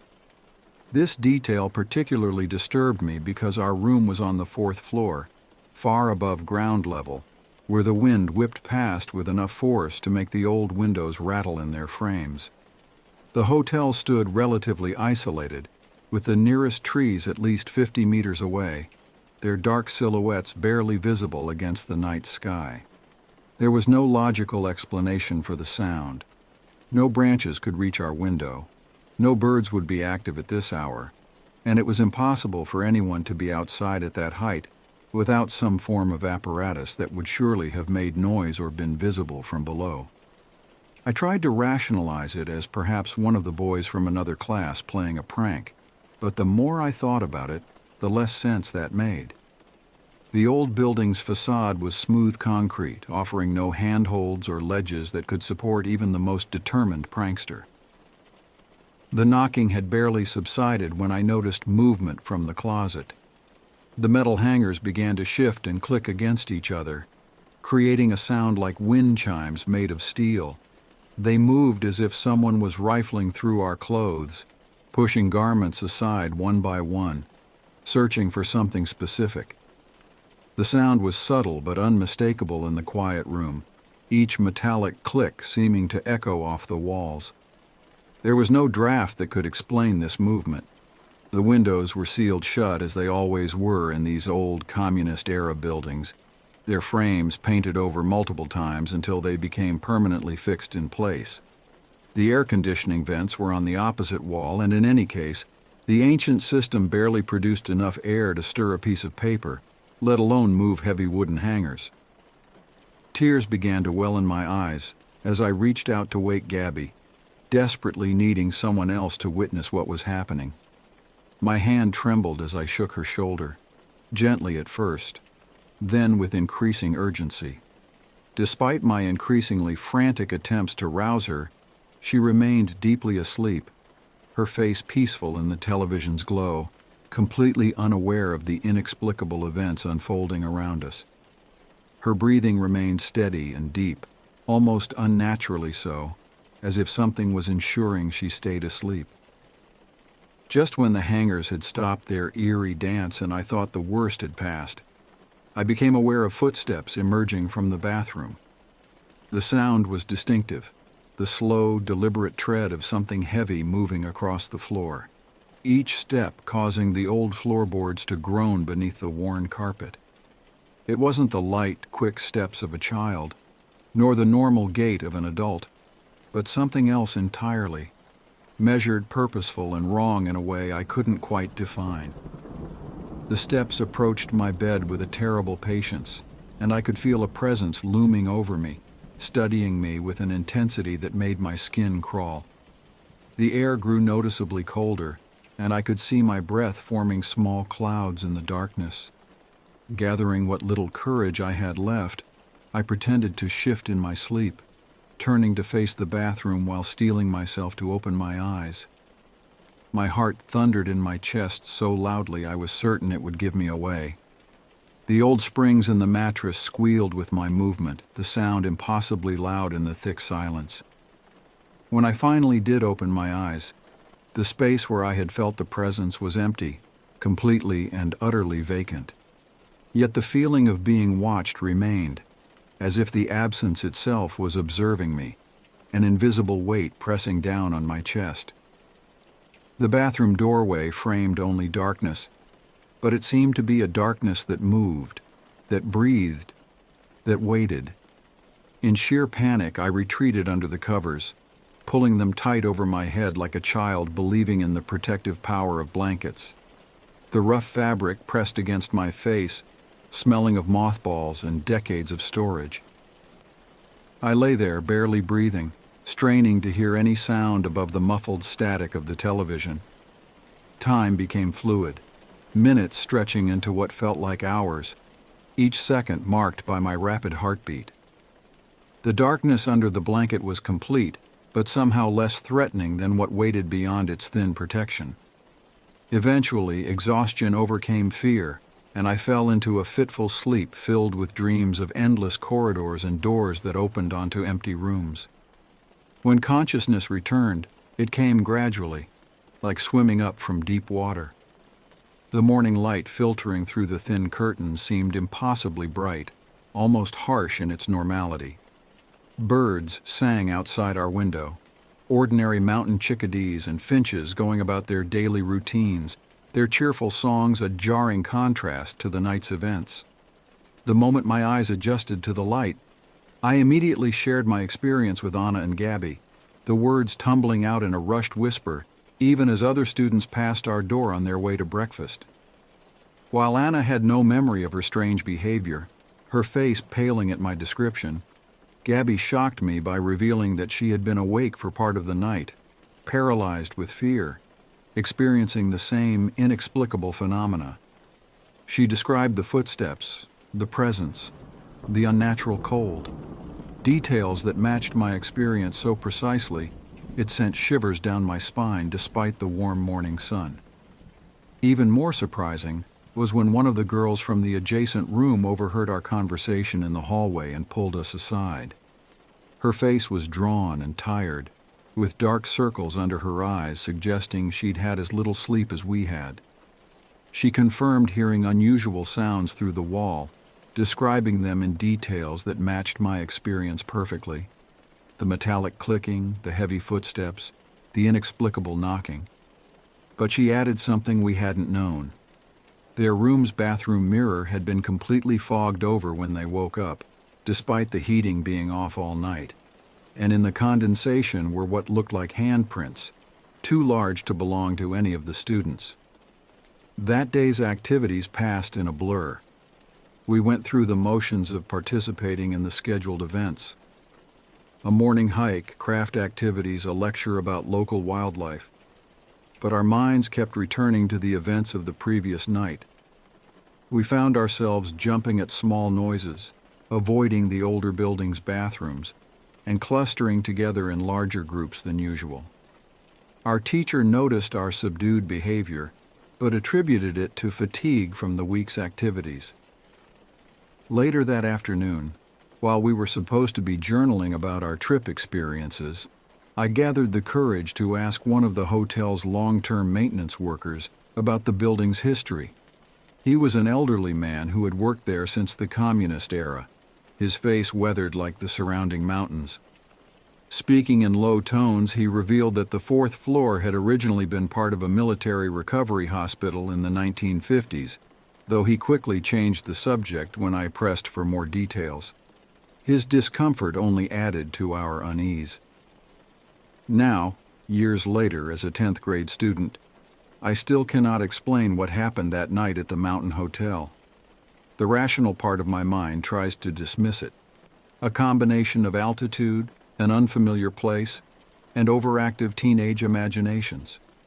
Yet the memory remains crystal clear, untarnished by time. Whenever I stay anywhere other than home, I meticulously close all bathroom doors before sleeping, checking them multiple times before getting into bed. The experience has left an indelible mark on my psyche, influencing my behavior in ways both subtle and obvious. While many suggest it was merely a vivid dream or the product of an overactive imagination, I know better. The shared experience of multiple witnesses confirms what I felt that night. Something inexplicable occurred in that old hotel room, something that defies rational explanation but remains as real to me as any other memory from my childhood. The proof lies not just in our collective recollection, but in the small changes that followed. Gabby, who had always been the most pragmatic among us, developed a peculiar habit after that night. She began collecting old hotel postcards, particularly ones from communist-era mountain resorts. Her room at home gradually filled with these fragments of history, each one seemingly innocent yet hinting at stories untold. She never hangs them on her walls, though. They remain carefully filed in albums, as if displaying them might invite unwanted attention. Sometimes when we study together, I catch her staring at them, especially the ones showing the stark architecture of 1950s Romanian hotels, her expression distant and troubled. Anna transferred to another school the following year. Her parents never explicitly mentioned the hotel incident, but I overheard them talking once about her refusing to sleep alone for months afterward. They sent her to a psychologist who apparently specialized in childhood trauma, though Anna never shared what they discussed in those sessions.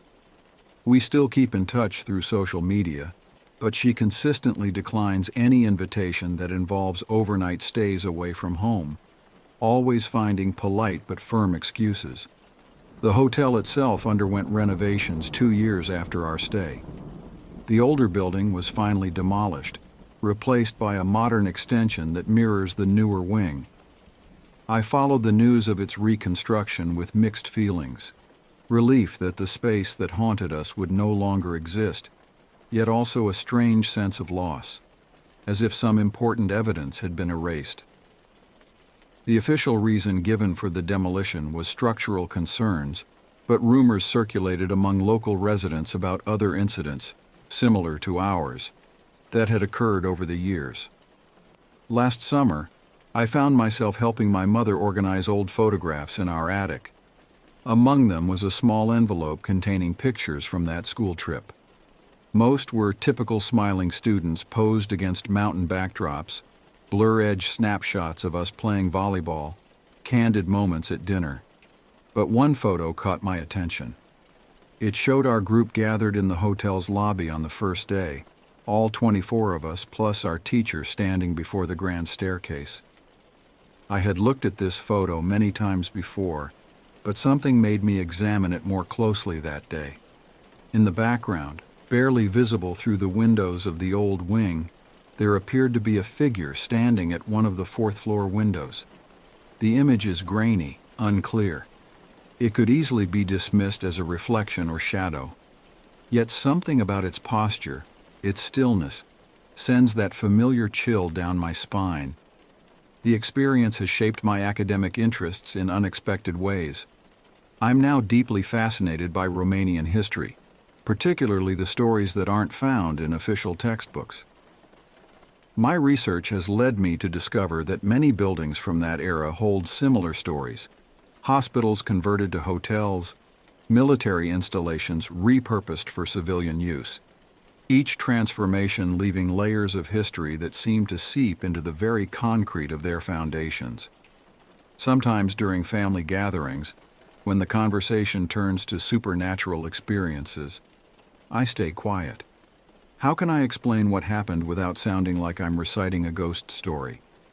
The truth is more complex than any simple tale of haunting.